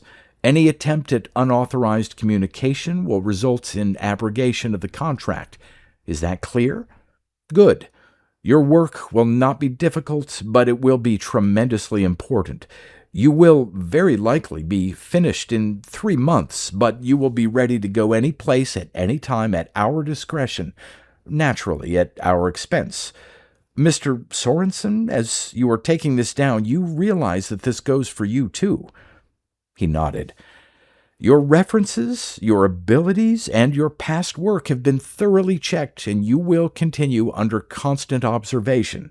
You will be required to verify and notarize every page, perhaps every line of your transcripts, which Mr. Sorensen here will supply. Any questions?" No questions. Each was getting a fabulous salary, and each wanted to appear eager to earn it. They all signed. Resourceful Johnson bought for us a small rooming house, and we paid an exorbitant price to a detective agency to do the cooking and cleaning and chauffeuring required.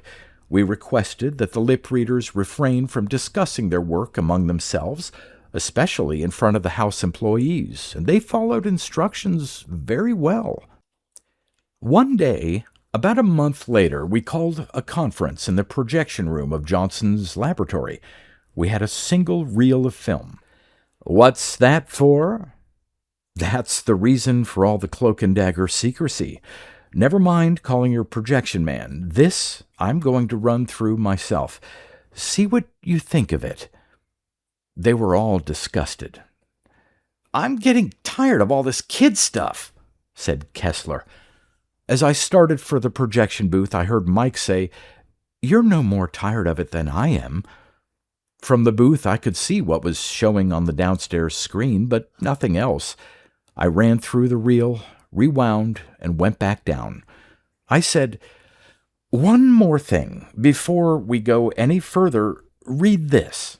It's a certified and notarized transcript of what has been read from the lips of the characters you just saw. They weren't, incidentally, characters in that sense of the word." I handed the crackling sheets around, a copy for each.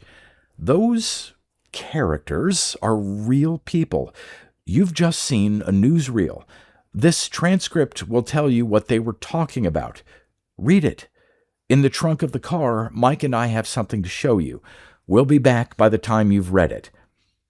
Mike helped me carry in the machine from the car. We came in the door in time to see Kessler throw the transcript as far as he could. He bounced to his feet as the sheets fluttered down. He was furious. "What's going on here?" We paid no attention to him, nor to the excited demands of the others until the machine had been plugged into the nearest outlet. Mike looked at me. "Any ideas?" I shook my head and told Johnson to shut up for a minute. Mike lifted the lid and hesitated momentarily before he touched the dials. I pushed Johnson into his chair and turned off the lights myself. The room went black. Johnson, looking over my shoulder, gasped. I heard Bernstein swear softly, amazed. I turned to see what Mike had shown them. It was impressive, all right. He had started just over the roof of the laboratory and continued straight up in the air, up, up, up, until the city of Los Angeles was a tiny dot on a great ball. On the horizon were the Rockies. Johnson grabbed my arm. He hurt. "What's that? What's that? Stop it!" he was yelling. Mike turned off the machine. You can guess what happened next. No one believed their eyes, nor Mike's patient explanation. He had to twice turn on the machine again, once going far back into Kessler's past. Then the reaction set in. Mars smoked one cigarette after another. Bernstein turned a gold pencil over and over in his nervous fingers. Johnson paced like a caged tiger, and burly Kessler stared at the machine, saying nothing at all. Johnson was muttering as he paced. Then he stopped and shook his fist under Mike's nose. "Man, do you know what you've got there? Why waste time playing around here? Can't you see you've got the world by the tail on a downhill pull? If I'd ever known this—" Mike appealed to me. "Ed, talk to this wild man." I did. I can't remember exactly what I said, and it isn't important, but I did tell him how we'd started, how we'd plotted our course, and what we were going to do. I ended by telling him the idea behind the reel of film I'd run off a minute before. He recoiled as though I were a snake. "You can't get away with that. You'd be hung if you weren't lynched first." "Don't you think we know that? Don't you think we're willing to take that chance?" He tore his thinning hair. Mars broke in. "Let me talk to him." He came over and faced us squarely. "Is this on the level?" You going to make a picture like that and stick your neck out? You're going to turn that thing over to the people of the world?" I nodded. "Just that? And toss over everything you've got?" He was dead serious, and so was I. He turned to the others. "He means it!" Bernstein said, "Can't be done." Words flew. I tried to convince them that we had followed the only possible path. "What kind of a world do you want to live in? Or don't you want to live?" Johnson grunted. "How long do you think we'd live if we ever made a picture like that? You're crazy. I'm not. I'm not going to put my head in a noose. Why do you think we've been so insistent about credit and responsibility for direction and production? You'll be doing only what we hired you for. Not that we want to twist your arm, but you've made a fortune, all of you, working for us. Now, when the going gets heavy, you want to back out?" Mars gave in. "Maybe you're right. Maybe you're wrong. Maybe you're crazy. Maybe I am. I always used to say I'd try anything once. Bernie, you?" Bernstein was quietly cynical. "You saw what happened in the last war. This might help. I don't know if it will. I don't know, but I'd hate to think I didn't try. Count me in." "Kessler?" He swiveled his head. "Kid stuff. Who wants to live forever? Who wants to let a chance go by?" Johnson threw up his hands. "Let's hope we get a cell together. Let's all go crazy." And that was that. We went to work in a blazing drive of mutual hope and understanding. In 4 months, the lip readers were through. There's no point in detailing here their reactions to the dynamite they daily dictated to Sorensen. For their own good, we kept them in the dark about our final purpose, and when they were through, we sent them across the border into Mexico, to a small ranch Johnson had leased. We were going to need them later. While the print duplicators worked overtime, Mars worked harder.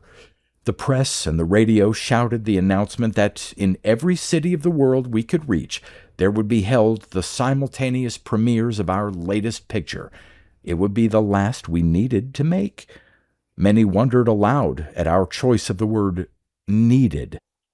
We whetted curiosity by refusing any advance information about the plot, and Johnson so well infused their men with their own now fervent enthusiasm that not much could be pried out of them but conjecture. The day we picked for release was Sunday.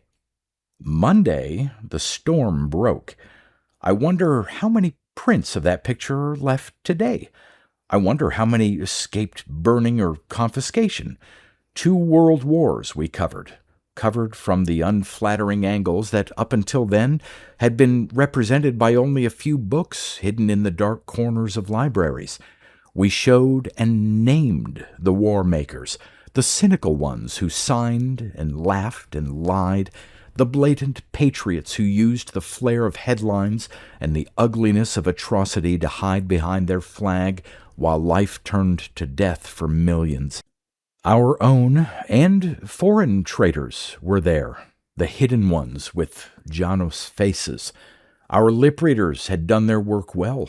No guesses, these, no deduced conjectures from the broken records of a blasted past, but the exact words that exposed treachery disguised as patriotism.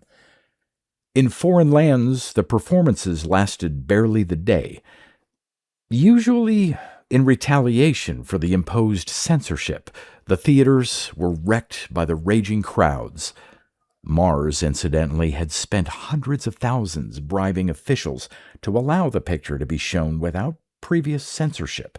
Many censors, when that came out, were shot without trial. In the Balkans, revolutions broke out, and various embassies were stormed by mobs. Where the film was banned or destroyed, written versions spontaneously appeared on the streets or in coffee houses. Bootlegged editions were smuggled past customs guards who looked the other way. One royal family fled to Switzerland. Here in America, it was a racing 2 weeks before the federal government, prodded into action by the raging of press and radio in an unprecedented move, closed all performances, quote, to promote the common welfare, ensure domestic tranquility, and preserve foreign relations, end quote.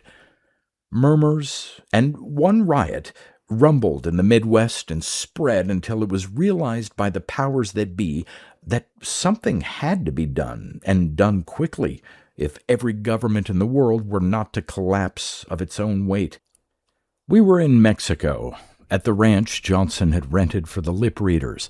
While Johnson paced the floor, jerkily fraying a cigar, we listened to a special broadcast of the Attorney General himself. Furthermore, this message was today forwarded to the government of the United States of Mexico. I read, "The government of the United States of America requests the immediate arrest and extradition of the following: Edward Joseph Lefkowitz, known as Lefko. First on the list. Even a fish wouldn't get into trouble if he kept his mouth shut. Miguel Jose Zapata Laviada." Mike crossed one leg over the other. "Edward Lee Johnson." He threw his cigar on the floor and sank into a chair. "Robert Chester Mars." He lit another cigarette. His face twitched. "Benjamin Lionel Bernstein." He smiled a twisted smile and closed his eyes. "Carl Wilhelm Kessler." A snarl. "These men are wanted by the government of the United States of America to stand trial on charges ranging from criminal syndicalism, incitement to riot, suspicion of treason." I clicked off the radio. "Well?" To no one in particular. Bernstein opened his eyes. "The rurals are probably on their way. Might as well go back and face the music." We crossed the border at Juarez. The FBI was waiting. Every press and radio chain in the world must have had coverage at that trial. Every radio system, even the new and imperfect television chain. We were allowed to see no one but our lawyer. Samuels flew from the West Coast and spent a week trying to get past our guards. He told us not to talk to reporters if we ever saw them. "You haven't seen the newspapers. Just as well. How did you ever get yourselves into this mess anyway? You ought to know better." I told him. He was stunned. "Are you all crazy?" He was hard to convince. Only the united effort and concerted stories of all of us made him believe that there was such a machine in existence. He talked to us separately because we were kept isolated. When he got back to me, he was unable to think coherently. "What kind of defense do you call that?" I shook my head. "No. That is, we know that we're guilty of practically everything under the sun if you look at it one way. If you look at it another." He rose. "Man, you don't need a lawyer. You need a doctor. I'll see you later. I've got to get this figured out in my mind before I can do a thing. Sit down. What do you think of this?" And I outlined what I had in mind. I don't know what I think. I don't know. I'll talk to you later. Right now, I want some fresh air." And he left. As most trials do, this one began with the usual blackening of the defendant's character, or lack of it. The men we'd blackmailed at the beginning had long since had their money returned, and they had sense enough to keep quiet. That might have been because they'd received a few hints that there might still be a negative or two lying around. Compounding a felony? Sure. With the greatest of interest, we sat in that great columned hall and listened to a sad tale. We had, with malice aforethought, libeled beyond repair great and unselfish men who had made a career of devotion to the public weal, imperiled needlessly relations traditionally friendly by falsely reporting mythical events, mocked the courageous sacrifices of those who had dulce et gloria mori, and completely unset everyone's peace of mind. Every new accusation, every verbal lance drew solemn agreement from the dignitary-packed hall. Against someone's better judgment, the trial had been transferred from the regular courtroom to the Hall of Justice, packed with influence, brass, and pompous legates from over the world. Only the congressmen from the biggest states, or with the biggest votes, were able to crowd the newly installed seats. So, you can see it was a hostile audience that faced Samuels when the defense had its say. We had spent the previous night together in the guarded suite to which we had been transferred for the duration of the trial, perfecting, as far as we could, our planned defense. Samuels has the arrogant sense of humor that usually goes with supreme self-confidence, and I'm sure he enjoyed standing there among all those bemedaled and bejowled bigwigs, knowing the bombshell he was going to hurl. He made a good grenadier. Like this. We believe there is only one defense possible. We believe there is only one defense necessary. We have gladly waived without prejudice our inalienable right of trial by jury. We shall speak plainly and bluntly to the point. You have seen the picture in question. You have remarked, possibly, upon what has been called the startling resemblance of the actors in that picture to the characters named and portrayed. You have remarked, possibly, upon the apparent verisimilitude to reality. That I will mention again. The first witness will, I believe, establish the trend of our rebuttal of the allegations of the prosecution. He called the first witness. Your name, please? Mercedes Maria Gomez. A little louder, please. Mercedes Maria Gomez. Your occupation? Until last March, I was a teacher at the Arizona School for the Deaf. Then I asked for and obtained a leave of absence. At present, I am under personal contract to Mr. Lefko. If you see Mr. Lefko in this courtroom, Miss... Thank you. If Mr. Lefko is in this court, will you point him out? Thank you. Will you tell us the extent of your duties at the Arizona School? I taught children born totally deaf to speak and to read lips. You read lips yourself, Miss Gomez? I have been totally deaf since I was 15. In English only? English and Spanish. We have had many children of Mexican descent. Samuels asked for a designated Spanish-speaking interpreter. An officer in the back immediately volunteered. He was identified by his ambassador, who was present. Will you take this book to the rear of the courtroom, sir? To the court. If the prosecution wishes to examine that book, they will find that it is a Spanish edition of the Bible. The prosecution didn't wish to examine it. Will the officer open the Bible at random and read aloud? He opened the Bible at the center and read. In dead silence the court strained to hear. Nothing could be heard the length of that enormous hall. Samuels. Miss Gomez, will you take these binoculars and repeat to the court just what the officer is reading at the other end of the room? She took the binoculars and focused them expertly on the officer, who had stopped reading and was watching alertly. I am ready. Samuels. Will you please read, sir? He did, and the Gomez woman repeated aloud, quickly and easily, a section that sounded as though it might be anything at all. I can't speak Spanish. The officer continued to read for a minute or two. Samuels. Thank you, sir. And thank you, Miss Gomez.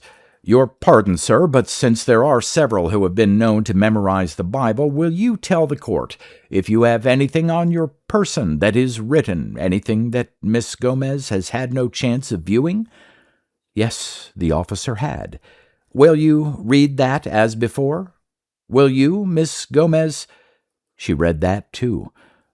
Then the officer came to the front to listen to the court reporter read Miss Gomez's words.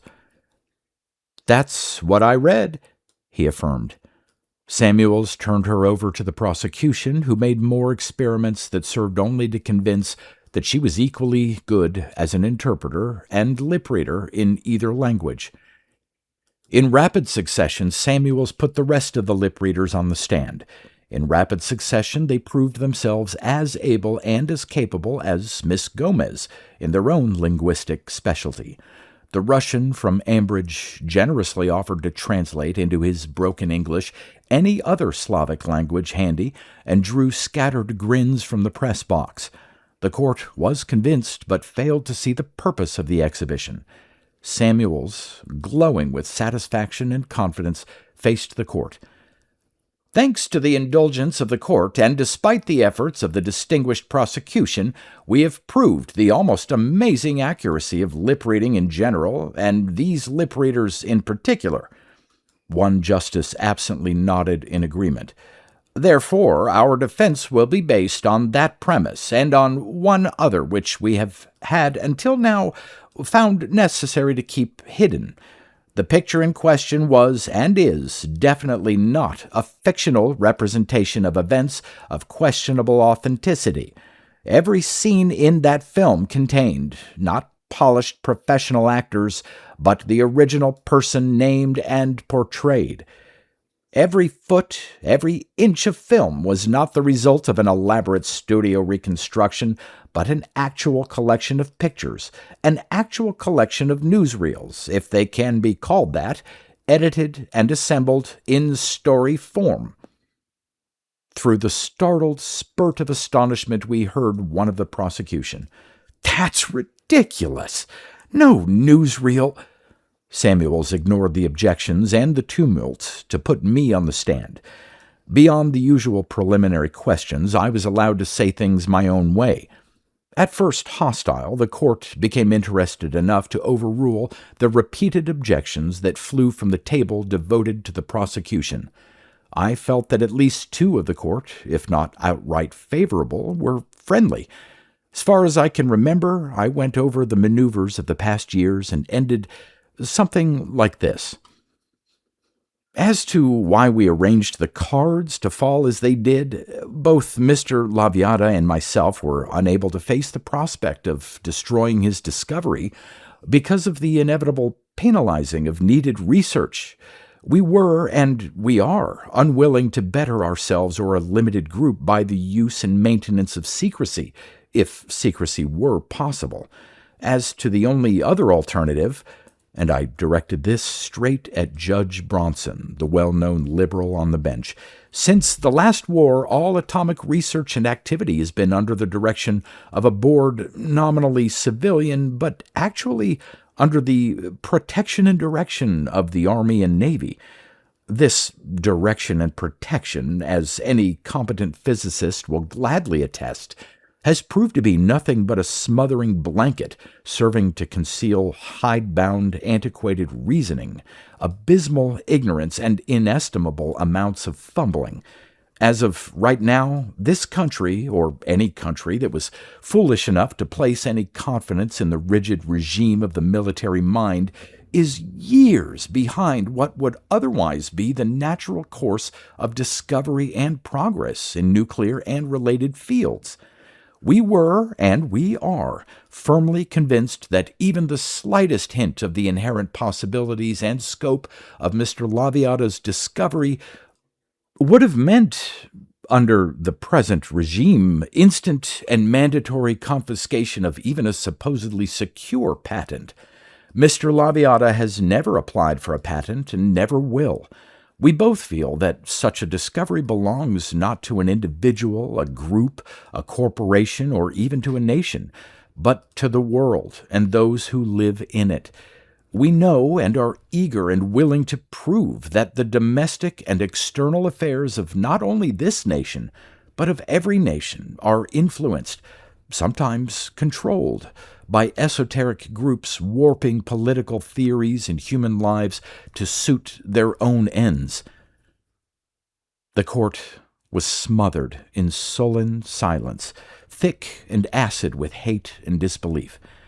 Secret treaties, for example, and vicious lying propaganda have too long controlled human passions and made men hate. Honored thieves have too long rotted secretly in undeserved high places. The machine can make treachery and untruth impossible. It must if atomic war is not to sear the face and fate of the world. Our pictures were all made with that end in view. We needed, first, the wealth and prominence to present to an international audience what we knew to be the truth. We have done as much as we can. From now on, this court takes over the burden we have carried. We are guilty of no treachery, guilty of no deceit, guilty of nothing but deep and true humanity. Mr. Laviata wishes me to tell the court and the world that he has been unable till now to give his discovery to the world, free to use as it wills. The court stared at me. Every foreign representative was on the edge of his seat waiting for the justices to order us shot without further ado. The sparkling uniforms were seething, and the pressmen were racing their pencils against time. The tension dried my throat. The speech that Samuels and I had rehearsed the previous night was strong medicine. Now what? Samuels filled the breach smoothly. If the court pleases, Mr. Lefko has made some startling statements. Startling, but certainly sincere, and certainly either provable or disprovable. And proof it shall be. He strode to the door of the conference room that had been allotted us. As the hundreds of eyes followed him, it was easy for me to slip down from the witness stand and wait, ready. From the conference room, Samuels rolled the machine, and Mike rose. The whispers that curdled the air seemed disappointed, unimpressed. Right in front of the bench, he trundled it. He moved unobtrusively to one side as the television men trained their long-snouted cameras. Mr. Laviata and Mr. Lefko will show you. I trust there will be no objection from the prosecution. He was daring them. One of the prosecution was already on his feet. He opened his mouth hesitantly, but thought better and sat down. Heads went together in conference as he did. Samuels was watching the court with one eye and the courtroom with the other. If the court pleases, we will need a cleared space. If the bailiff will... Thank you, sir. The long tables were moved back with a raw scraping. He stood there with every eye in the courtroom glued on him. For 2 long breaths he stood there. Then he spun and went to his table. Mr. Lefko. And he bowed formally. He sat. The eyes swung to me, to Mike, as he moved to his machine and stood there silently. I cleared my throat and spoke to the bench as though I did not see the directional microphones trained at my lips. Justice Bronson. He looked steadily at me and then glanced at Mike. Yes, Mr. Lefko. Your freedom from bias is well known. The corners of his mouth went down as he frowned. Will you be willing to be used as proof that there can be no trickery? He thought that over, then nodded slowly. The prosecution objected and was waved down. Will you tell me exactly where you were at any given time? Any place where you are absolutely certain and can verify that there were no concealed cameras or observers? He thought. Seconds. Minutes. The tension twanged, and I swallowed dust. He spoke quietly. 1918, November 11th. Mike whispered to me. I said, Any particular time? Justice Bronson looked at Mike. Exactly 11. Armistice time. He paused, then went on. Niagara Falls. Niagara Falls, New York. I heard the dials tick in the stillness, and Mike whispered again. I said, The lights should be off. The bailiff rose. Will you please watch the left wall, or in that direction? I think that if Justice Castle will turn a little, we are ready. Bronson looked at me and at the left wall. Ready. The lights flicked out overhead, and I heard the television crews mutter. I touched Mike on the shoulder. Show them, Mike. We're all showmen at heart, and Mike is no exception. Suddenly, out of nowhere and into the depths poured a frozen torrent. Niagara Falls. I've mentioned, I think, that I've never got over my fear of heights. Few people ever do. I heard long, shuddery gasps as we started straight down. Down, until we stopped at the brink of the silent cataract, weird in its frozen majesty. Mike had stopped time at exactly 11, I knew. He shifted to the American bank. Slowly he moved along. There were a few tourists standing in almost comic attitudes. There was snow on the ground, flakes in the air. Time stood still, and hearts slowed in sympathy. Bronson snapped. "Stop!" A couple, young, long skirts, high-buttoned army collar, dragging army overcoat, facing, arms about each other. Mike's sleeve rustled in the darkness, and they moved. She was sobbing, and the soldier was smiling. She turned away her head, and he turned it back. Another couple seized them gaily, and they twirled breathlessly. Bronson's voice was harsh. "That's enough!" The view blurred for seconds. Washington, the White House, the President. Someone coughed like a small explosion. The President was watching a television screen. He jerked erect suddenly, startled. Mike spoke for the first time in the court. "That is the President of the United States. He is watching the trial that is being broadcast and televised from this courtroom. He is listening to what I am saying right now, and he is watching in his television screen as I use my machine to show him what he was doing 1 second ago."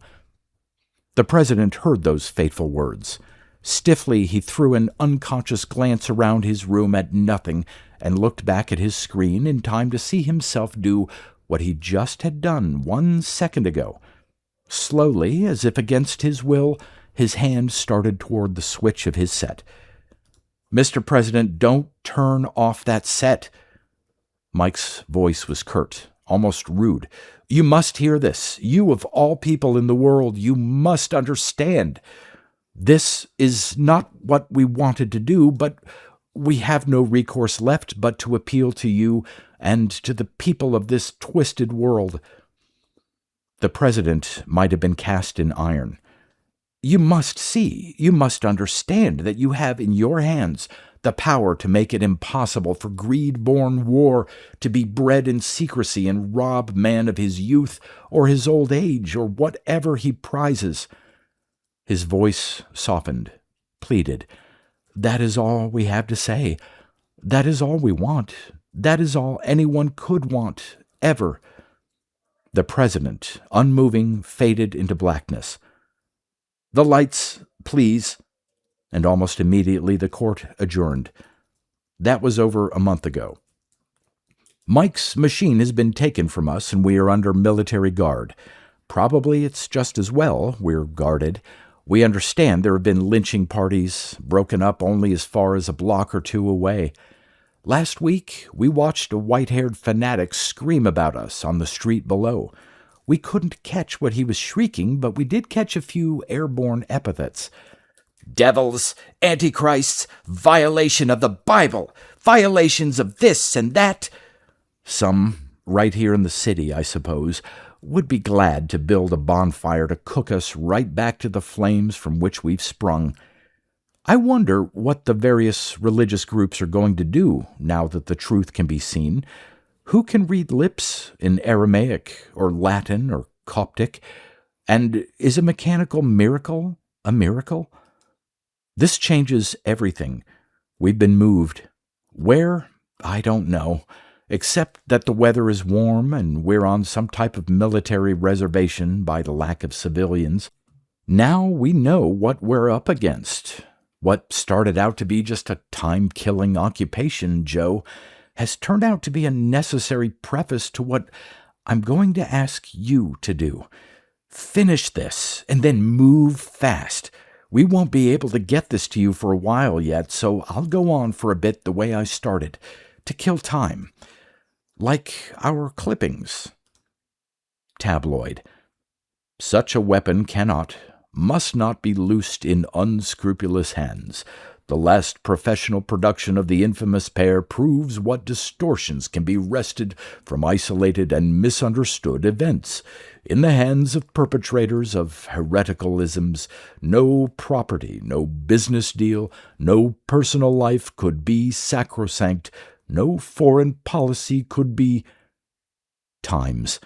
Colonies stand with us firmly. Liquidation of the empire, white man's burden, Le Matin, rightful place, restore proud France, Pravda, democratic imperialist plot, our glorious scientist ready to announce Nietzsche, incontrovertibly prove divine descent, La Prensa, oil concessions, dollar diplomacy, Detroit Journal, under our noses in a sinister fortress on East Warren, perfection by our production-trained technicians, a mighty aid to law enforcement agencies, tirades against politicians and business common sense carried too far, tomorrow revelations by L'Osservatore Romano, Council of Cardinals, announcement expected hourly, Jackson Star-Clarion.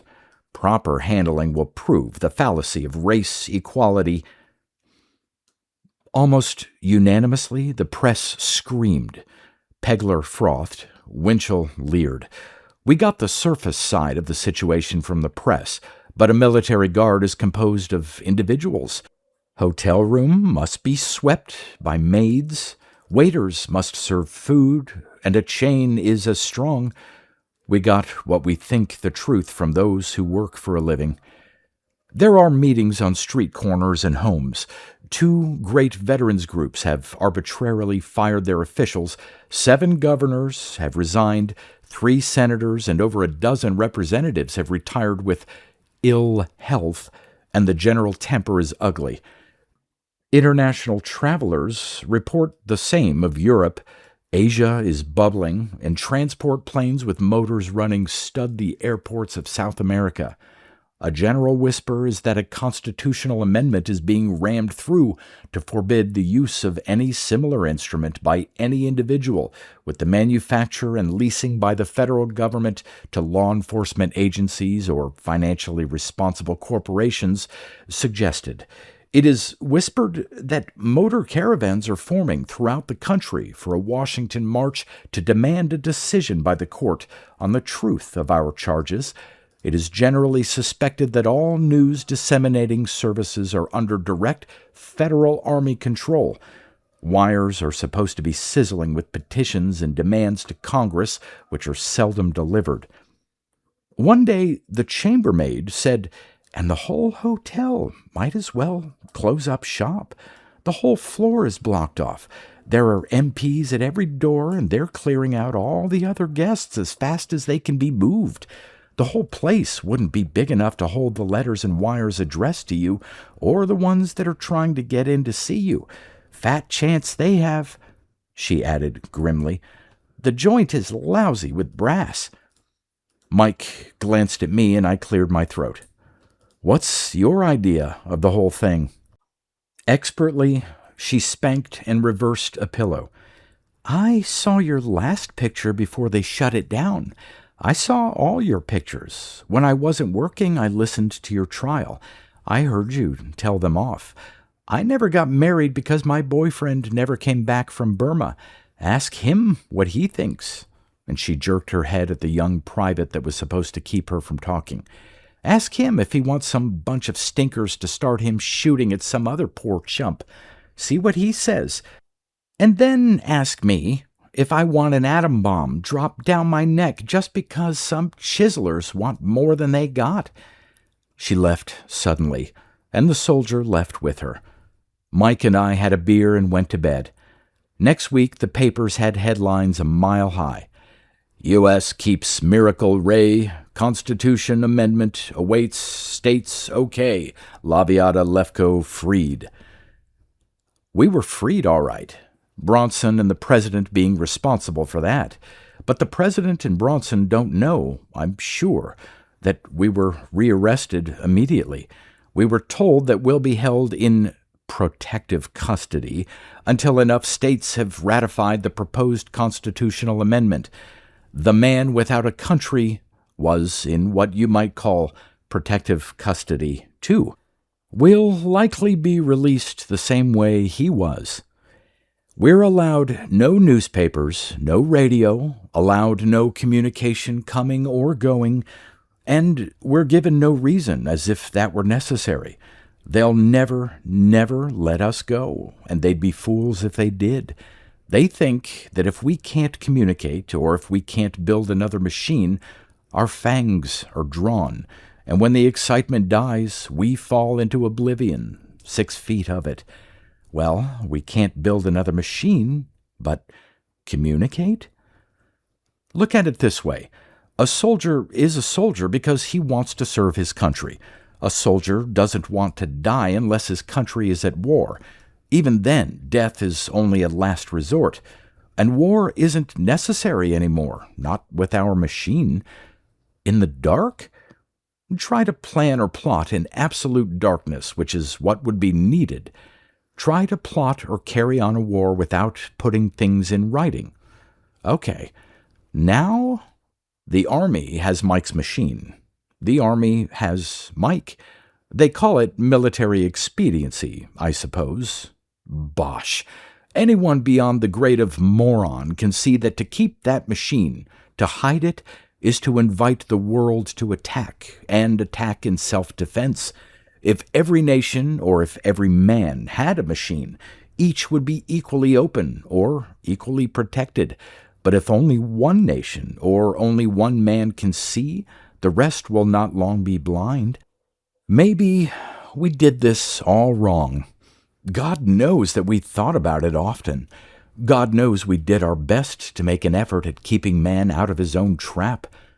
There isn't much time left. One of the soldiers guarding us will get this to you, I hope, in time. A long time ago we gave you a key and hoped we would never have to ask you to use it, but now is the time. That key fits a box at the Detroit Savings Bank. In that box are letters. Mail them, not all at once or in the same place.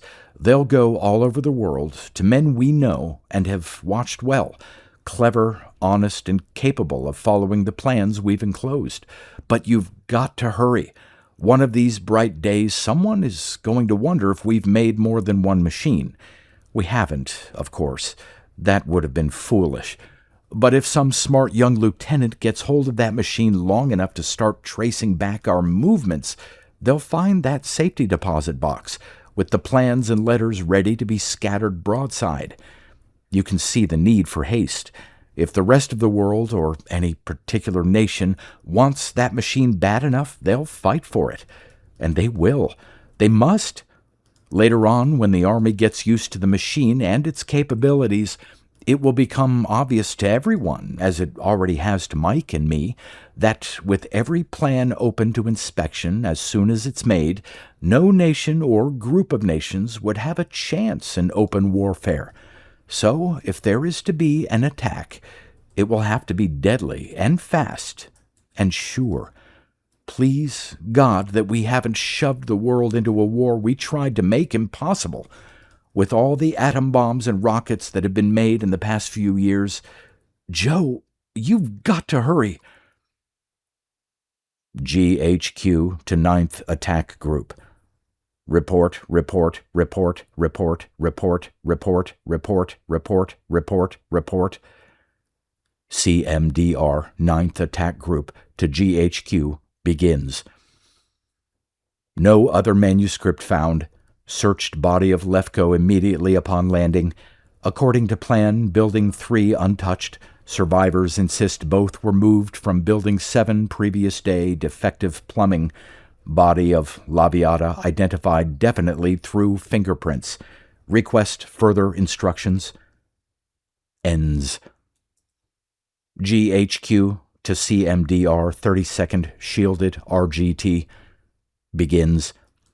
Seal area Detroit Savings Bank. Advise immediately condition safety deposit boxes. Afford coming technical unit complete operation. Ends. Lieutenant Colonel, temporary attached. 30-second shielded RGT. Begins. Area Detroit Savings Bank vaporized, direct hit. Radioactivity lethal. Impossible boxes or any contents survive. Repeat, direct hit. Request permission proceed. Washington area. Ends. GHQ to Lieutenant Colonel, temporary attached. 30-second shielded RGT. Begins.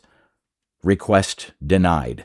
Sift ashes if necessary, regardless cost. Repeat, regardless cost. Ends. GHQ to all units, repeat, all units. Begins. Lack of enemy resistance explained. Misdirected atom rocket 17 miles south-southeast Washington. Lone survivor, completely destroyed. Special train claims all top officials left enemy capital 2 hours preceding attack. Notify local governments where found necessary and obvious cessation hostilities. Occupy present areas. Plan 2. Further orders follow. Ends.